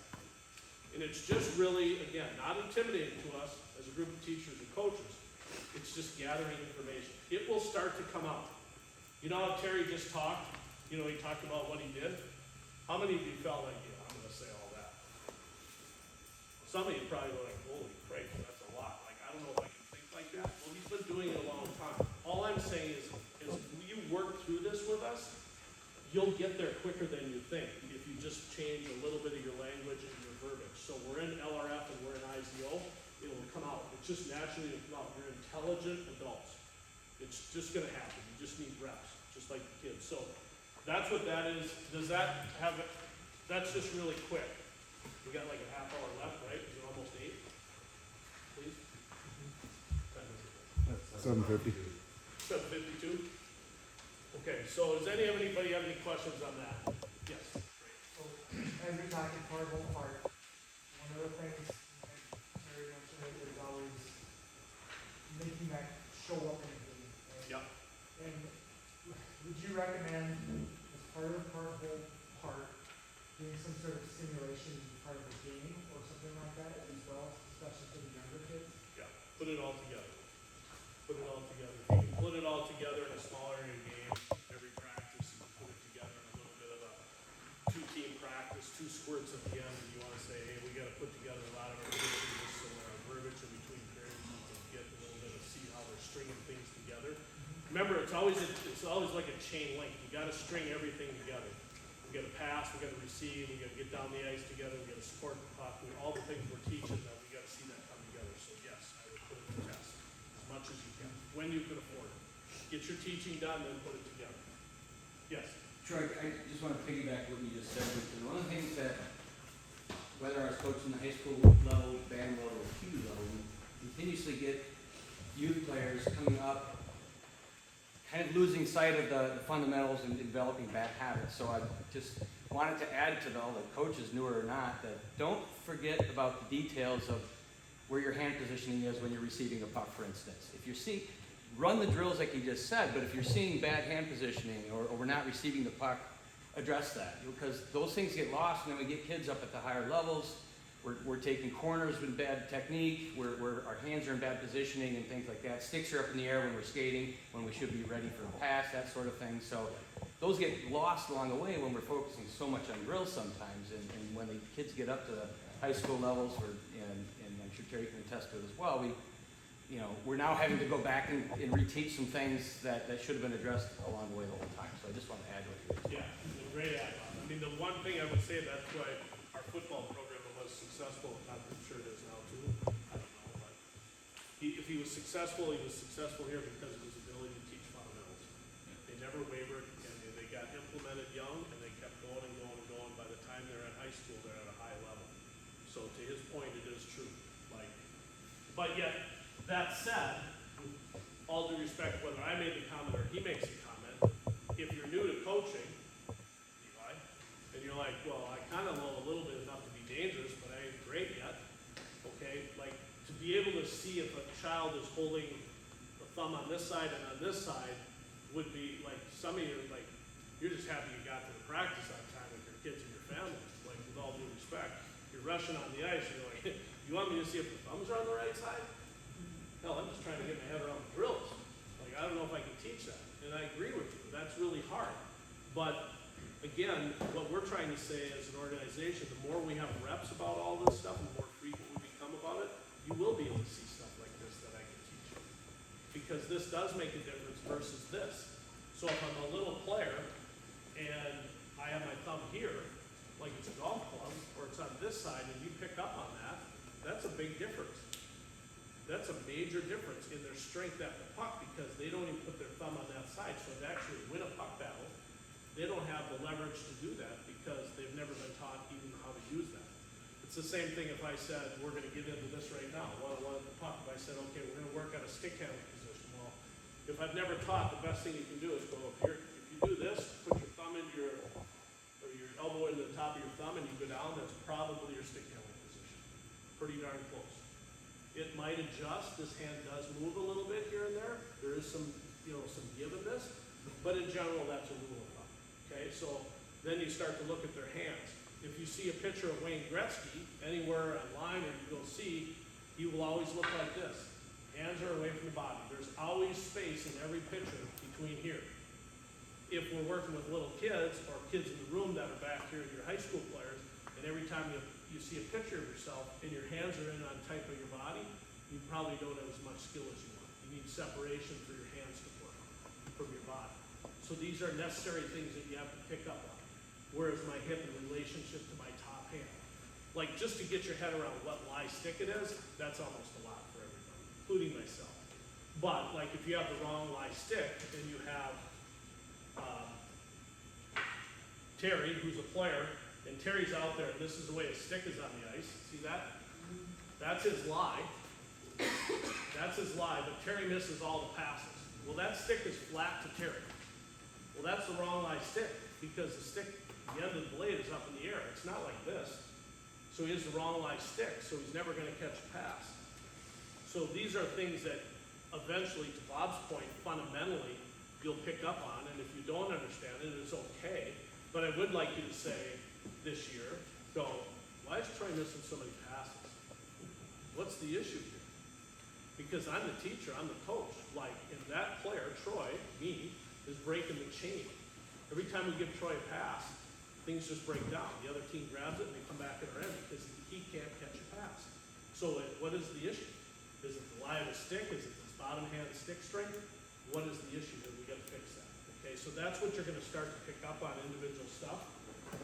The other part about this stick is just how we maneuver our stick here relative to whether if I have an open face, this is an open face stick. My blade is straight up and down. This is closed.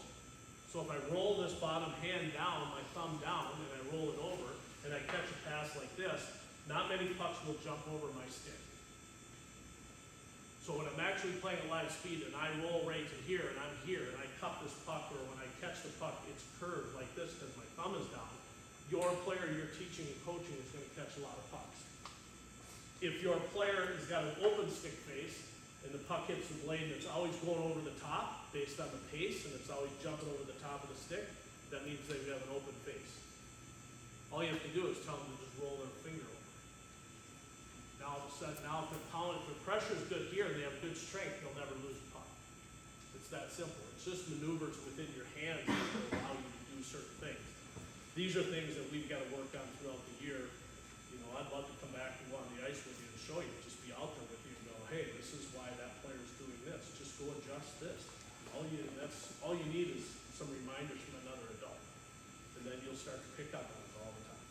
So that's like little subtle things about the stick. Obviously, with little kids, the next big thing is going to be what's the length. okay, and there's a lot of different philosophies out there.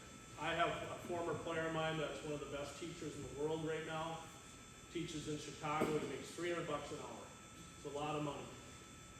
$300 an hour per player. So if he's got 2 people in a private lesson, he's making $600. It's a lot of dough. No disrespect to some of you attorneys in here, you ain't making that kind of money. Okay? But, he's making that kind of money because he believes the longer the lever, the better the player. He teaches everybody, all his players have really long sticks. They're all really talented players. You're starting to see a lot of NHL players that have really long sticks to be very, very effective. It is no different than a golf swing or a golf club, though, I will tell you that. There's personal preference. Then you have the players or the teachers that are out there and you're working with Troy again on your player and they're on their skates, so they gotta cut their stick when they get home. They just bought it for $100 or whatever, $200, whatever it is. So you gotta get them to make it cut it, and then a lot of times the old philosophy was at your nose. That was back in the 80s.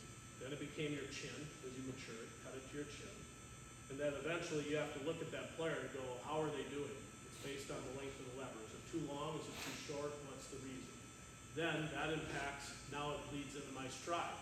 So the lever, if I get my toes, if I get my knees where I bend and I can't see my toes, then I'm in my proper stride position right here. So if I do this and you're on the ice and you're like, okay, get to a point where if you look down and you're looking at your kneecaps and you can't see the toes of your skates, that's your stride position. You have to hold that the whole game. So everything is out, recover, and you have to stay there. So remember last week I said skating is based on position. You would either say to a player this year, you either have a stride flaw, meaning they can't, their stride flaw is like really short and choppy like this, or maybe they're like on railroad ties, they're just skating like this, whatever it is, that's a stride flaw. Or is it they've got a nice stride, they just have a strength issue. So the strength has to fix, the stride's great, okay, so those are things you pick up on. But when you get into the stick part of it, the length of it, how you skate and where you're going here is going to determine the size stick you want. Kids that are having a hard time in your drills, stick handling and passing, probably have a lever that's always inside their jersey and their abdomen. It's just pulling right through here and they can't get their hands through. It's too long for where they're skating and how they play. So if their stick's always caught in their jersey and they can't freely move it in front of their body like this, then you're going to have issues. So then you would probably say, but then keep in mind, Sloops the dad, he makes decent money, but not a lot. You can't have the player, Troy, go home and say, go cut that off and cut it off to here. But it was here. Well, that's a lot. You have to take it a little bit every week. You can't just go from here to here because that player will say, this doesn't work and they want to get rid of the stick, they'll never use it. You have to slowly get it down to where you think they'll be comfortable. Otherwise, you wasted $200 some bucks or whatever it costs them to. So this whole thing is an interesting piece in our development, an interesting teaching part. But there does become some part of the philosophical approach. Same thing with the knob. You're coaching the mites, how big is the knob? The bigger it is, probably the harder it is for their little hands to maneuver and use the stick that way. But the side the parent would say is when Troy drops the stick on the ice, Troy's 7 years old, 6 years old, he's a mini mite, he can't pick up the stick, so we have to take a big, huge knob out. So he can at least just pick it up with his glove on. Well, while you do that, you're also teaching Troy at a young age that he's always going to have this huge knob. And it becomes cumbersome as you get older. The less up here, the better. It's just the way it is. Because remember, this hand is not a hard hand. This is a gauge. This is like shooting pool. Like this, when you shoot pool, the cue just rests in these fingers. You don't grab the pool cue like this. It just rests. It just sits there. This hand doesn't do anything. Same thing in hockey. This hand doesn't do much. This is your power hand. This is everything to your game. This is everything to you as a teacher. When you see them strong through here, when we talk about one-on-one stuff, then you're going to be successful. So we'll just segue into this. Let's just look at one-on-one at the puck. Let's talk about offense at the puck. Okay, so that's me attacking all of you. You're the defender. Okay, first things first. You can write notes and please ask questions. Even the kids in the room. Players, ask questions. Okay? Vision. Did we talk about what the kids look at when they play last week? Peripheral, so we used the clock as a reference. Did I give you a guideline last week as to what every player should look at the rink when they play live? Remember that? What was it? You No, just that said- was the clock, thing, just where you should always see. I probably did. You just said it was a really good players have the most vision. Yeah, well, the older you get, the better if you use a clock. If I can get back to 5 and 7, that's part of my vision. If I said, what's the focal point as I play when I get out to this rink, I can see the rink when I can't anymore. I think the top of the boards is red. So if I'm an elite player and I'm playing at a high rate of speed, I'm going around, all I see is the top of the boards. It's red, it's red. That's the part I look at when I play. I just look at the top of the boards.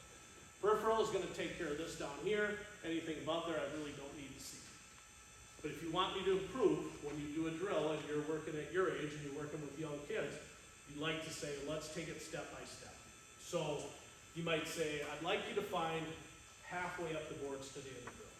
I'm gonna blow the whistle, you're gonna stick handle inside the circle, and as you stick handle inside the circle, when you go and you can see up, I'd like you to see above the yellow dasher, maybe a little bit into the white. That's all I want you to see. Then you let them go there for 2 weeks. Change their focal point. Then as they grow, you eventually try and get the mini mite and mite and the squirt to see the top of the boards. So now if they're stick handling, they're skating around, and all they do is look at the top of the boards all the time, then you know you're going in the right direction, okay? The biggest thing about one-on-one stuff or teaching skill, I have found through teaching and through years, is we get into stick handling and we get into skating, but we don't talk about the eyes, which I just talked about. So if it's one of the fastest or the fastest game in the world and you want me to play with my eyes, well, first of all, let's discuss what the eyes are. The eyes they gather information. They just constantly scan the ice and they gather information. They're nothing but a resource of information. The more I utilize them, the more calm I am, the more injury-free I am, and the more I can distribute and make decisions that are beneficial for me and my teammates. So if you're teaching stick handling to Nicole, using her as the example, she's working with the kids and she does a really good job of cupping the stick and working on the stick handling. She goes all year and she gets them, and she gives them, first name? Jordan. She said, Jordan, you're the squirt coach, did a great job of stick handling. Jordan gets them, and at no point in time did Nicole ever talk about the eyes. He's gonna take one whole year to continue to develop the hands, but reprogram the whole brain. Because this player can stick handle, they have soft hands, she's done a great job there, but they can't see. So think about that in terms of a skill development. So now Nicole's like, oh, okay, this makes sense. Like, I think I can teach stick handling to a certain degree at a decent level for my age. Now I gotta start to look at the eyes and see what they're saying. So then you would say this. I would say, give me this drill at Side Street Menominee. What's the speed limit, kids? 35. Dad always goes 45. 35 miles an hour. So you say 25. Sorry. All right, 25. It's 25. So now you say, just give me 25 miles an hour. That's it. But give me your eyes. The next week, how fast can we go on 94? We can go 65. So then we're like, all right, I want you at 65. I want you to increase your speed. You're going to lose some of your eye work, but I want you to feel the pace. I want you to get used to that. A couple month later, I want you at warp speed. Change your language. I want you at warp speed. What's that, Nicole? Now this is what I want you to do. No vision at all, just warp speed. You're going to run into each other. Just understand, I want you out of control speed. I don't care if you fall down. Then take them right back to the next time. Back to the spade, back to the eyes. You just keep building and keep building and keep building. Part, pull, part. It'll just all come together, but you have to just change that whole part of it. So the eyes part of the vision is really critical as you teach it because it gives us information. Now the reads. Okay, so we're talking about one-on-one, so let's just take Levi, stand up here. Okay, pretend you got a stick. Okay? In fact, are you left or right hand? Okay, hold this stick, put your back to the group. I'm attacking Levi, okay? First thing first, now I'm reading, we're just talking about one-on-one offensive talk, okay, tonight. Said we do a little bit of this. So now, you don't have the puck, you're defending me, that's my puck. Okay. Okay, so how are you gonna change that? One hand or two hands? One hand. So back up, put your stick out, just like that, put it towards my puck, okay? But I have the puck, so now you're perfect, all right? Now, my read on Levi is elite level. Nicole, bear with me, not at this level in terms of not as a teacher, but your age. Is Levi left or right handed? Madam Coach, you should be teaching this. Is that player left or right handed? He's left. Okay. That tells me how I want to play. It's giving me some informational read. If I have my eyes, what hand he is or what hand she is gives me some information. So, if Levi, put your left hand up in the air. Okay, you're in a one-on-one situation. If I'm going to go through Levi, I've basically got to get Levi to go this way, and I'm going to go by this way and go by, this is the doorway to success. Away from his free hand. So my brain has to function, is this player left or right handed? I don't care what level you teach. This is elementary stuff. You can teach this. So now you've got half ice, and you've got half your team on one side and half the other. You say, skate up to the player at the middle of the ice, we're going side ice. Go through them as fast as you can, as quickly as you can without losing the puck. They just do it over and over and over. Then you say, no teaching. Watch how many kids will just go, and they'll think whatever hand they are, because I'm left-handed, it's easier for me to go this way, and then I'm gonna go this way. But when you do it in the game, Levi's hand's gonna jam me right here. He's gonna push me back, and I'm never gonna get through. So without education or teaching, because I'm left-handed and he's left-handed, I'm gonna go this way because it's easier to go this way, pull it to my backhand and go around this way, but there's the hand, I'm not gonna go anywhere. So in a one-on-one situation, I'm dead. I'm done in the water. But if Terry's really a good teacher now and he watches this and he says to Slooper, he's like, we got like over half our kids don't even know how to attack the triangle. No problem. That should be a breath of fresh air for you as a teacher. Like, we got a little work to do. This should be fun. Now we'll teach them the doorway of success. Okay? Then we get up to our Pee-wee. Who's my Pee-wee coach in here? Pee-wee guys. All right, we got our band guys. Now we're getting to this level. Now we're going to talk about stick position, which we just talked about. Now we're going to read the opponent, which I just talked about. Another read is now my hands and my stick handle. Inside my shoulders, high school players. If you're good inside your shoulders, it's great. It's great news. I'm happy for you. You just wouldn't attach yourself to elite. It's okay. I'm just saying, you wouldn't attach that as an NHL scout to elite. When you get to be an elite and you're teaching stick handling, once I start to get outside my shoulders with the puck, then I become elite. So as Nicole works with kids, she could be working on stick handling this year inside the shoulders. Great, we're doing great. 2 months from now, we got to get it outside our shoulders. So I'm going to do stationary and movement things where I'm going to go inside, out, back to inside, out, back to inside, out, and I'm just going to get them comfortable handling the puck outside their shoulders. Why? Because in one-on-one play, the more effective I am at getting it out here, the more I'm going to make Levi be at a disadvantage. So now, make-believe situation, I have the puck and I get it to there. Levi, square up your toes, okay? When I go with the puck there in a game, where do you think your toes would go? Yep, so turn right like that. That's all you have to teach, just toe caps. All you have to do is move toe caps. So now I've got Levi, because I went here and that's where the puck is, look at Levi's toes. As soon as his toes commit, even though I'm gonna go on the free hand side, his toes have committed so much because I'm outside. Once I pull here and go here, his feet are going to have to turn all the way back around. By the time he does that, he's done. I'm buying. So part of being a good teacher in one-on-one stuff, offense at the puck, is learning to teach your kids. It's good to be inside the shoulders, but to actually get by a player, that's really hard. Once I can handle the puck outside and I can turn shoulders or toe caps, then I'm really good. So now if I do it on this side, Levi's defending me this way, go ahead, now turn this way, and I go here, and I turn there, and I go right by here, and I'm in every time. All I did was turn his toe caps. That's all I needed to do. But it's the outside of the shoulder part that's gonna allow me to be a great player And that's the magic of your teaching. So now it's like the one-on-one stuff. Thanks, Alex. I appreciate it. The one-on-one stuff is just understanding that he's defense at the puck, and what do I have to do? What are my reads? What are my skill levels that I have to be able to do to possess the ability to get in there? Does that make sense? So, offense at the puck, in terms of beating somebody one-on-one, usually has to do with toe caps or heels.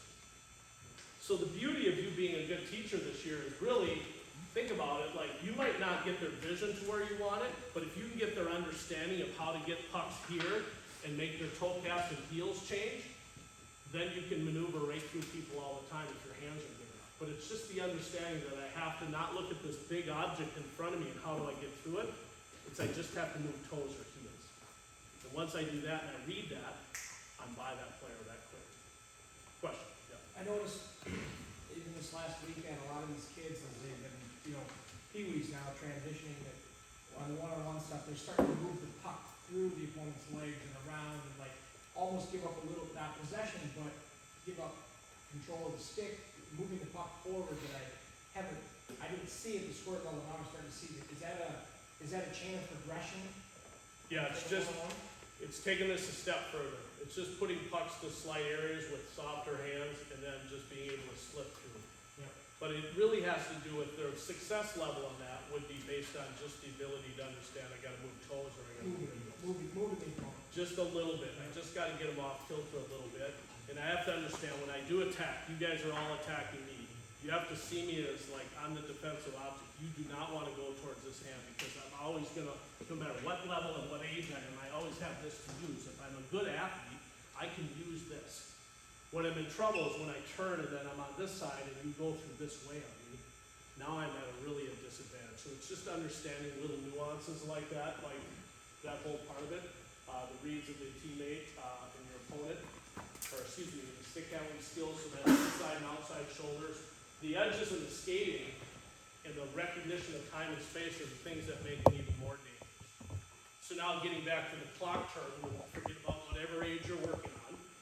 But if you have a player that's coming one-on-one into a situation and they know how they want to maybe maneuver through this, but now you start to see their edges go in and they start to slow and they create a little bit different gap because they realize over here at 4 o'clock and they realize over here at 8 o'clock that they have the ability to have this edge work and be patient because there's nobody in the danger to get to them. Those cerebral players will just naturally sense all of this stuff and they'll slow way down. What they'll do is they'll take the defender by slowing down and they'll either create a big gap because this player will just keep going back and give them space, or this player will be impatient, go forward and get on their toes, and as soon as they go on their toes, they go by them in an instant. But those players are really cerebral, they just kind of get here and they're a part of your team and you're like, ooh, they just have a certain level to them.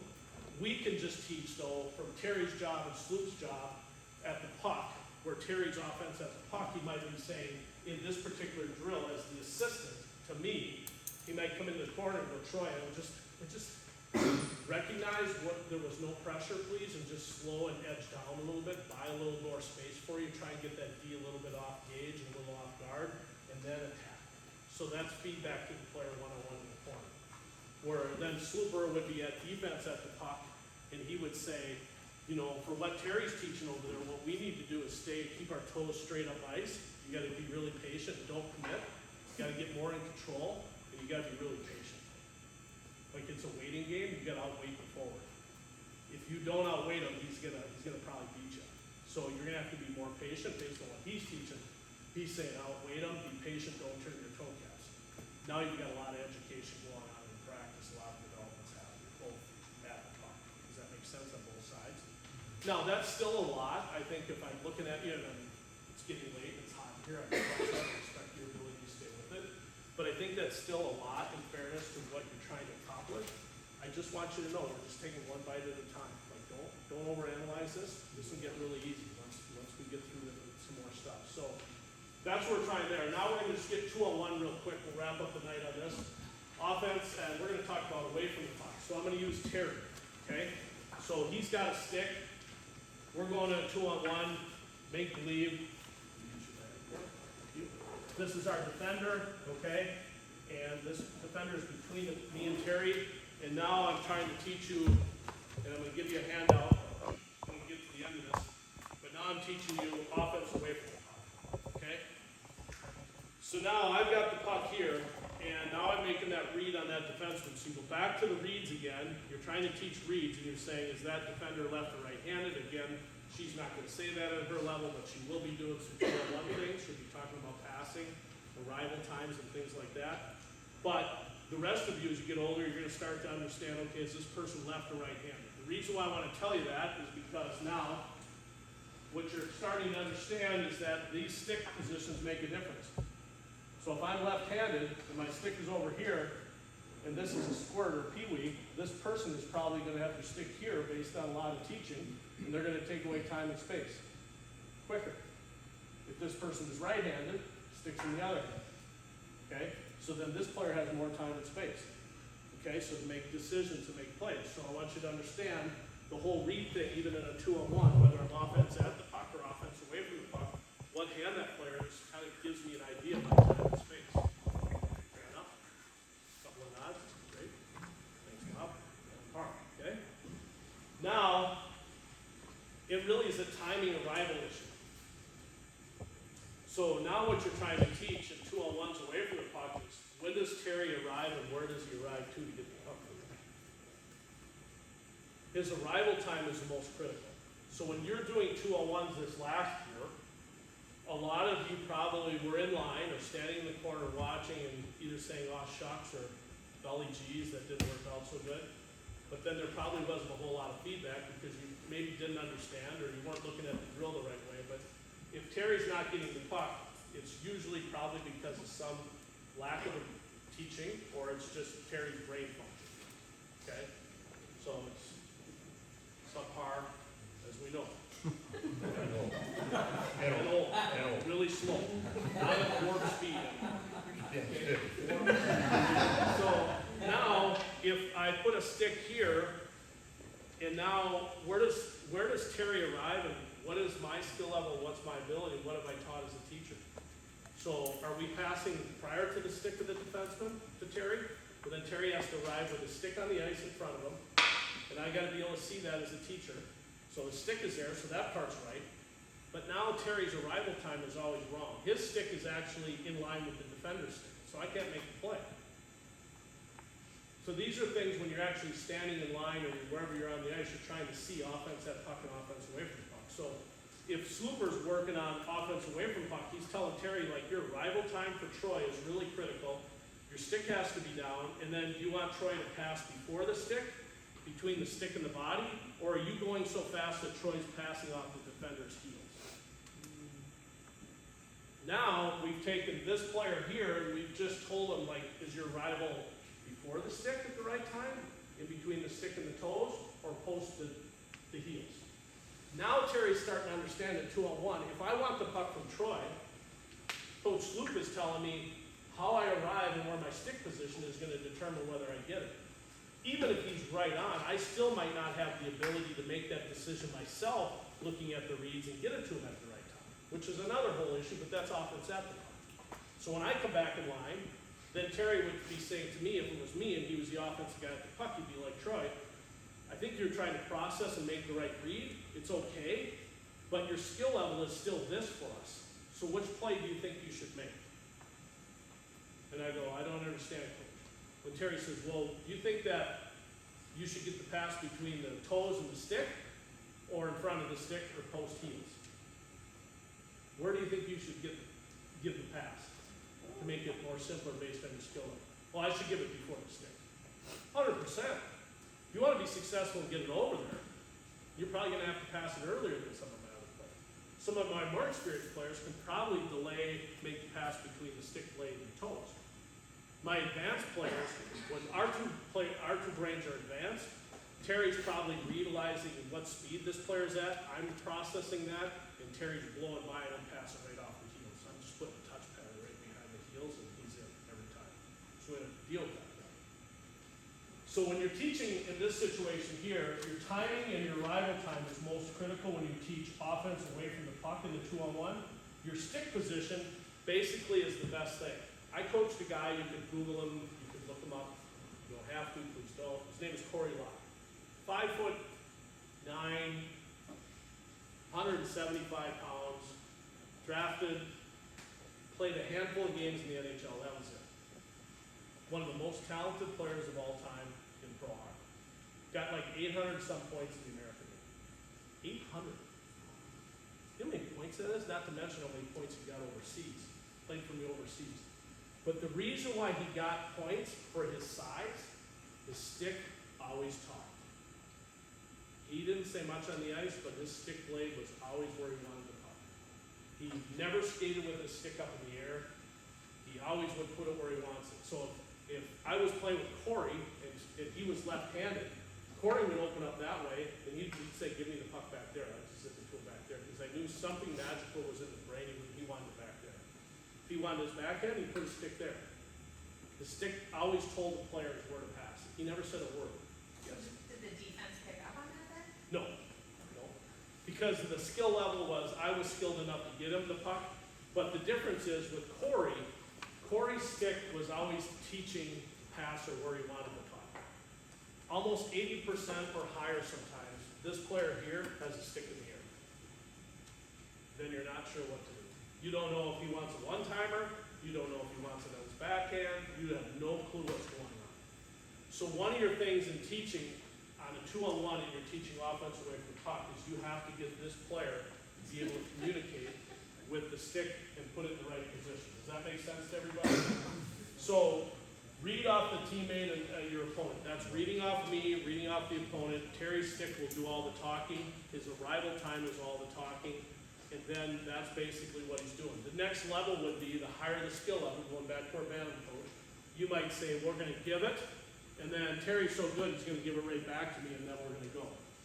Ultimately, as you look at a 2-on-1, though, we talk about offense at the puck, which is me, offense away from the puck, which is Terry. We're talking about our goaltender. The idea of understanding 2-on-1s is really how do you move the goaltender. That's the key. You got to move the goaltender. So if I carry the puck in all the way in from the blue line in, and I get inside the top of the circles, and I still haven't made a process, and I haven't made a pass, the goaltender's still on the angle, chances are between the D and the goalie, they're going to save the puck at most levels all the time. So then you go back to your development as the teacher, offense at the puck and away from the puck, and you say, okay, it's a 2-on-1, but mathematically it's really a 2-on-2. So how do we keep it a 2-on-1, or how do we make it not so good for ourselves, it makes it a 2-on-2? It becomes a 2-on-2 if Troy just holds the puck all the way in. Goalie hasn't moved, nothing's happened. Goalie's going to take my shot and probably save it. Goaltending is the highest level of teaching in the game. They're off the charts. They get one-on-one stuff we will never ever get. They're at a high level. All over. So if we want to say we have to move the goalie, then I have to move the puck somewhere early. So now the goalie now has to load on the right leg, push across, come across, defend Terry. If Terry's gifted, and now they're going to load the left leg and come back across and save it on Troy because they're that gifted, pretty hard for that goaltender to be successful and the team to be successful. So ultimately, in 2-on-1, yes, we're teaching at the puck, and yes, we're teaching away from the puck, but we also have to be cognizant of this defenseman and the goalie because we have to move those people to be successful. The more we move them, the better off we are. Okay? Now, if we go back to Sloop, I'll take the stick, and he's the defensive coach. And now we're working on teaching defense at 2-on-1, and Slooper says, did you see Troy's eyes? And the young man says, no. I'd like you to start to see their eyes a little bit. Okay? See their eyes, and then I want you to also tell me, is the puck on their forehand or backhand? Okay. So now they get back in line, there they go against Troy, and next time they see Troy's eyes are down, and this person's left-handed. Slooper just says, strike. Right now. As soon as the eyes go down, strike. You're left-handed. Don't give them any time or space. Okay? So that's a cue that now Coach Sloop is teaching defense at the puck. Then he'll say, where do their hands lie? This is high level. Okay, this is some high level stuff right here. So I can't do it. It's a lot. Okay. Are my hands in the middle of my body, or do I enter over here? If I enter over here, this dude's smart, or she's really brilliant. This person, not so smart.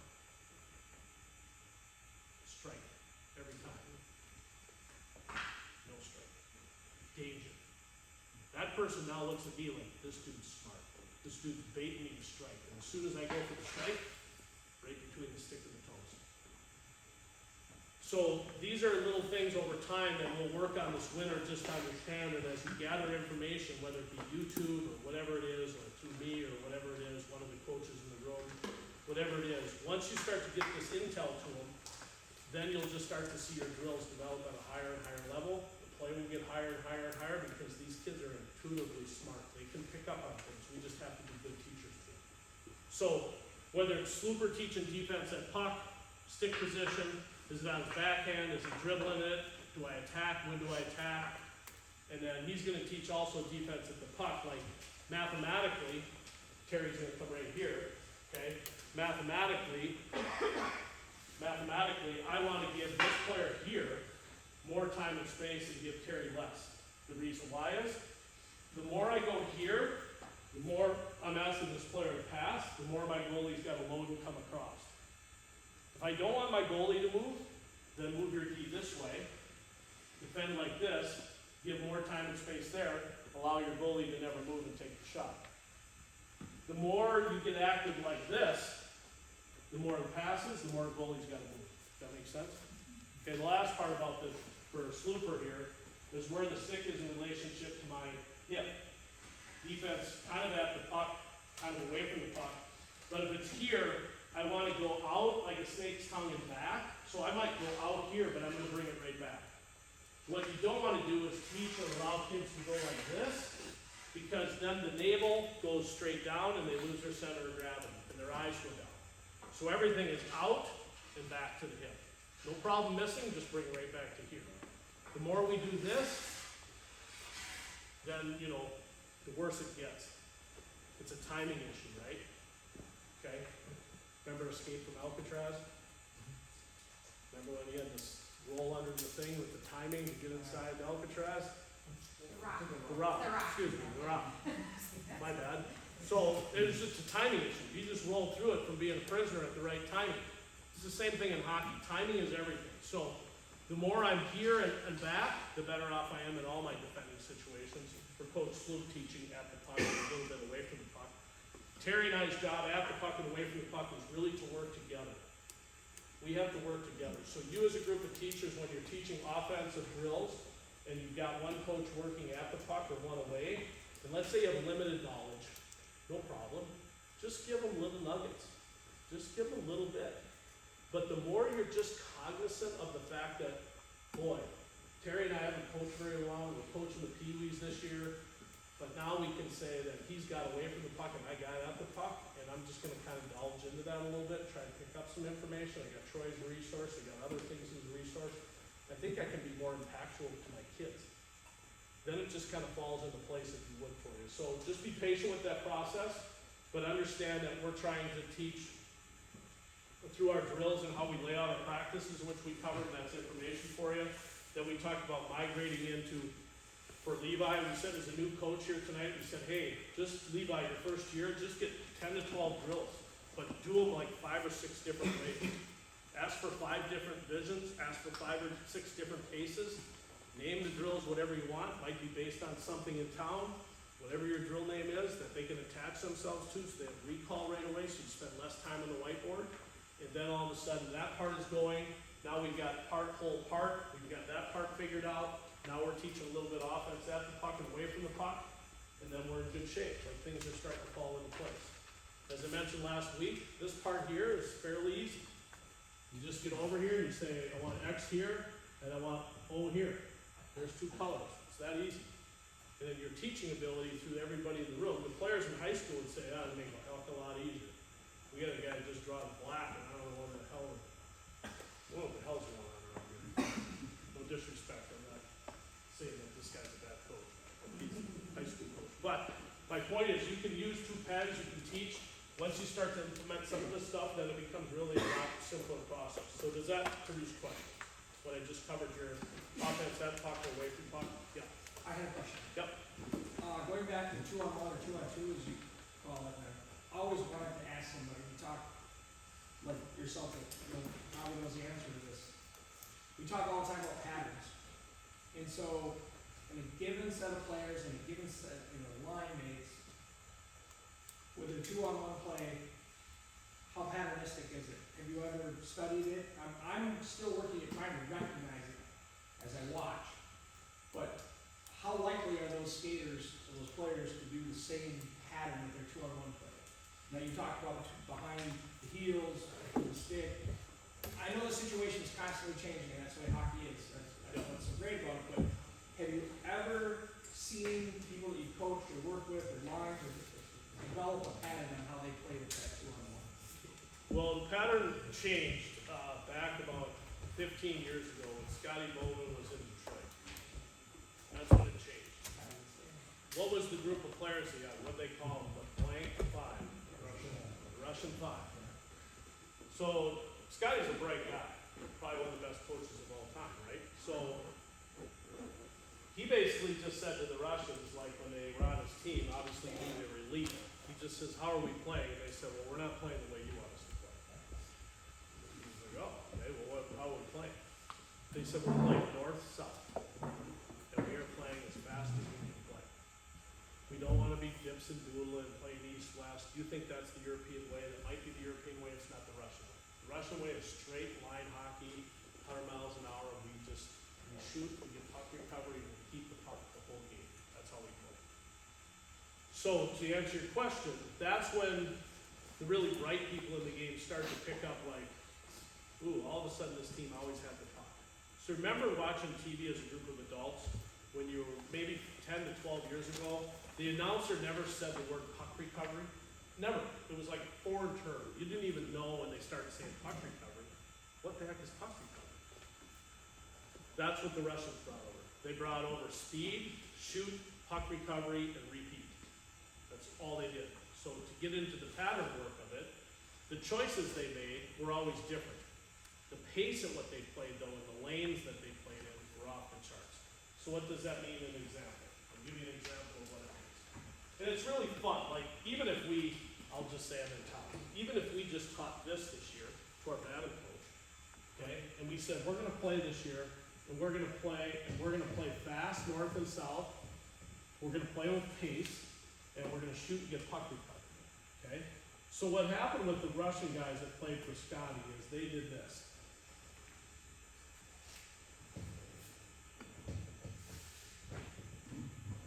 Do this fast. So what they did was they started playing with the group of Russians. We put them in red because they were red. They would attack like this.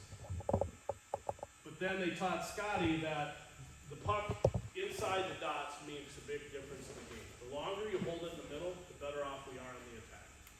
Scotty's like, okay, give me some information.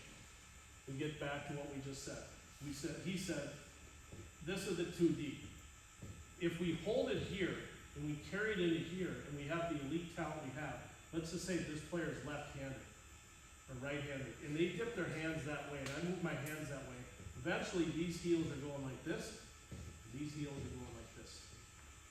So we're gonna bait those heels and stay in the middle, and we're gonna hold the puck to there. And then we're just gonna, as soon as we get the heels to commit, I'm either gonna go backhand here, I'm gonna go forehand right through to here. And I brought everybody in the middle, and then the whole rink is ours. We can do whatever we want. So the higher the skill level with the Russian 5, the more they carried into this blue line area. If you're teaching, you're the batting coach, and you're like, our skill's okay. You're gonna teach that we're gonna carry it up to about the red line, then we're gonna distribute. Hopefully get a little bit of some penetration. But I can't have you hold it all the way because we just turn over the puck too much. So you gotta find that fine line based on your talent level. So now they would make this pass this way, this guy would attack here, this player is now recovering like this player is now recovering to here, they would go through to here, this player would now edge, and slow, and they would get here, and they would pass off these heels. They would go to here, because he would edge and slow, or if this player stopped or went this way, this player would angle and they'd pass right off the heels to here, and then this player would speed up and then the 2-on-1 there. So they played extremely fast, and they just took what was given, or what we call TWG, take what's given. They played lane hockey, they played extremely fast. If, let's say, they made the pass this way, this player got to here, and this player shrunk time and space, this player would shoot it. When you shoot it, even all this year, who's your toughest opponent as a group? Hudson, okay? We'll just say Hudson. Hudson's your tough opponent. Well, even the Hudson D this year, once they come over here and they turn to go like this, and this player turns to go like this, if the puck goes to the net, as they pivot, both of these two, we'll call them dummies, both of these two dummies don't know where the puck's going. They have no clue where it's going. So when they pivot, they don't know where to go. They have no idea what's coming next because they don't know what the goalie's doing with the puck. The Russian 5 said, if you shoot it, goalie makes the save, it goes that way, it's gonna go that way, or it's gonna go wide and triculate and go like that. This guy, you get that puck. This guy, you get that puck. This guy you hold, and you get that puck every time. So every time what they started to play was they started to play a puck possession game. So they have puck recovery lanes. So now when you watch an NHL game and you say, you hear the announcer goes, well, they got their shots and they got their pucks back, or they had puck recovery. This is what happened like 15, 20 years ago. So puck recovery became a big part of the game. But to be fair to you, if you ask me in this state, how many organizations teach puck recovery, I can count them on one hand, if that. Nobody teaches puck recovery.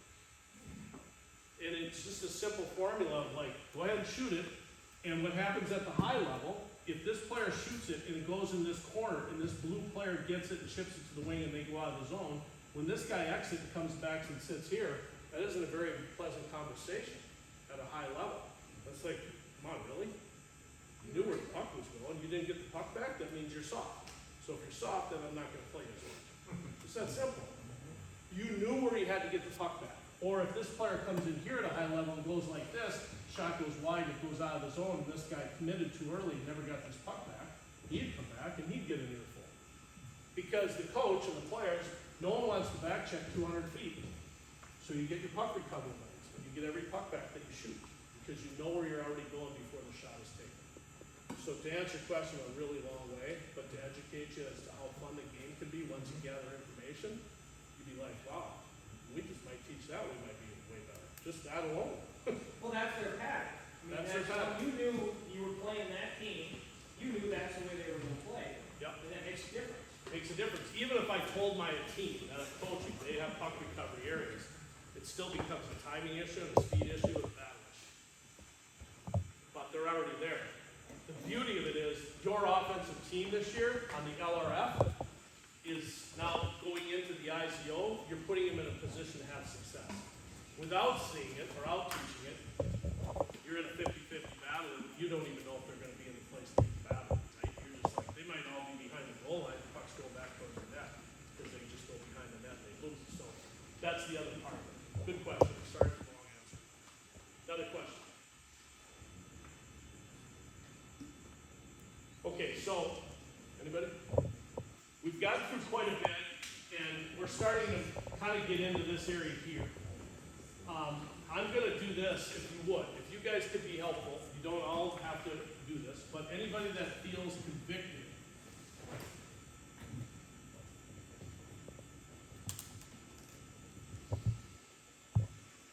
write that down, or just call this number. If I don't pick up, leave me a message, I'll call you back. Call me, or email me, and then say, okay, you're going down this path, I like where I'm going, but now, like, I'm a little apprehensive as to what's gonna happen the last week, if it is the last week, and I still don't know this. The more you give me, the better I can become as a teacher, so I'll be prepared next month.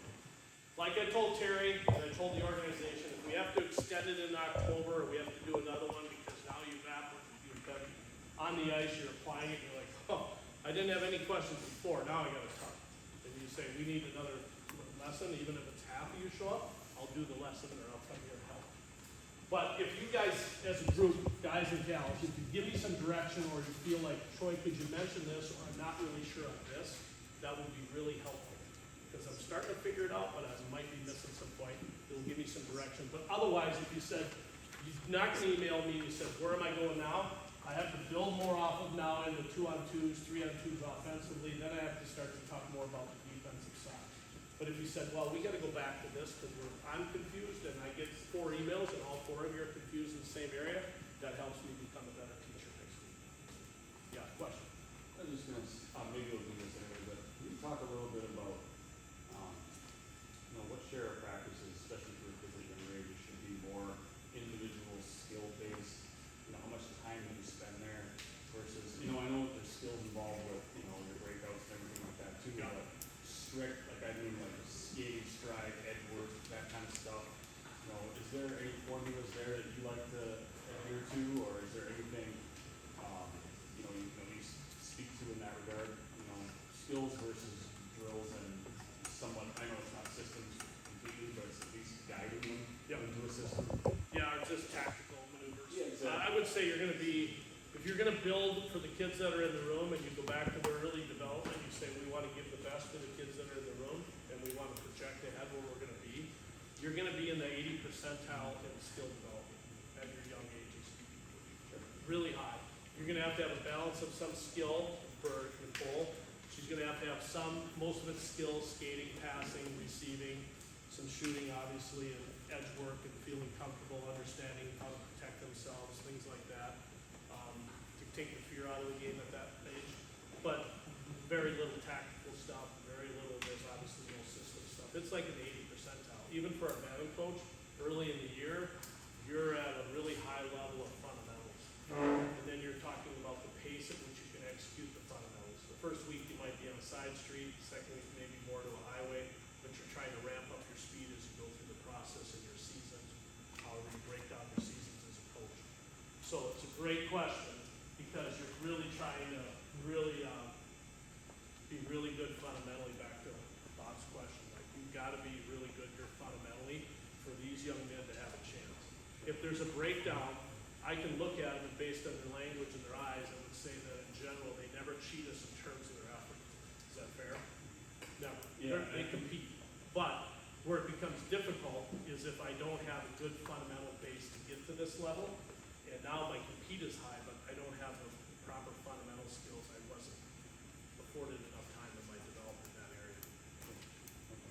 Yeah, because I mean, I guess I'm coming from more of a sport level, but, you know, and we talked a lot about sort of, you know, small area game type system development and things like that. Yes. But, just thinking from my side, when you're saying like, you know, working on edges, how to properly skate with the puck, without the puck, that kind of thing, you're looking at, you know, that's the bulk of your practices. A couple small area games in there maybe, and then a drill that, you know, that mimics a system kind of thing, you know, like breakouts or something like that. Yeah, you could, like, you know, the best thing I think we're gonna get to eventually is utilizing the 4 corners. Like this corner, we're gonna work on, you know, breakout just to the wall and get kids come back at your age, like for even Nicole, go back, get a puck, teach them what a shoulder check is, and just teach them the verbiage, let them feel safe, make the pass, make them also teach them how to rim pucks, like how do you just rim a puck, how do kids pick up the puck on the wall, just things like that, so they get comfortable around the walls. And then, you know, then this area would be over here, your assistant's over here, he's working on maybe the same breakout or another tactical little maneuver. You flip them like after 8 or 7 minutes, 10 minutes, and they get both. So you do some station work early in the practice, but, and it could be just skating. You know, you could be in this circle working on something in a very confined area, where this area here is more working on something a little bit more with time and space, so they understand the difference between puck management and things like that. So it's just splitting up the ice how we need to. Most of the organizations in Minnesota, if I go back across, like if you go to Woodbury and certain places like that, not that they're better or worse, but their split practices really have to do with a lot of station work. They're always in stations, and they share ice, and they'll all teach station. They rotate them around, and they might do station for the first 40 minutes, or whatever, if they have 50 minutes, then they'll play a 10-minute game when they're done. Each coach has his area, he becomes an expert in that station, and they just keep teaching stations, and they rotate. They have one person that blows the whistle. Not that you're gonna follow that formula, I'm not saying you should. That's just in our neighborhood, that's kind of how things are shaping out. Good question. Any other questions before we leave tonight? Okay, so I can't thank you enough. It means a lot that you're doing this on behalf of the kids in town, and certainly yourselves. Again, be good to your spouses when you get home. Thank you for your time and your children. We'll see you next Monday.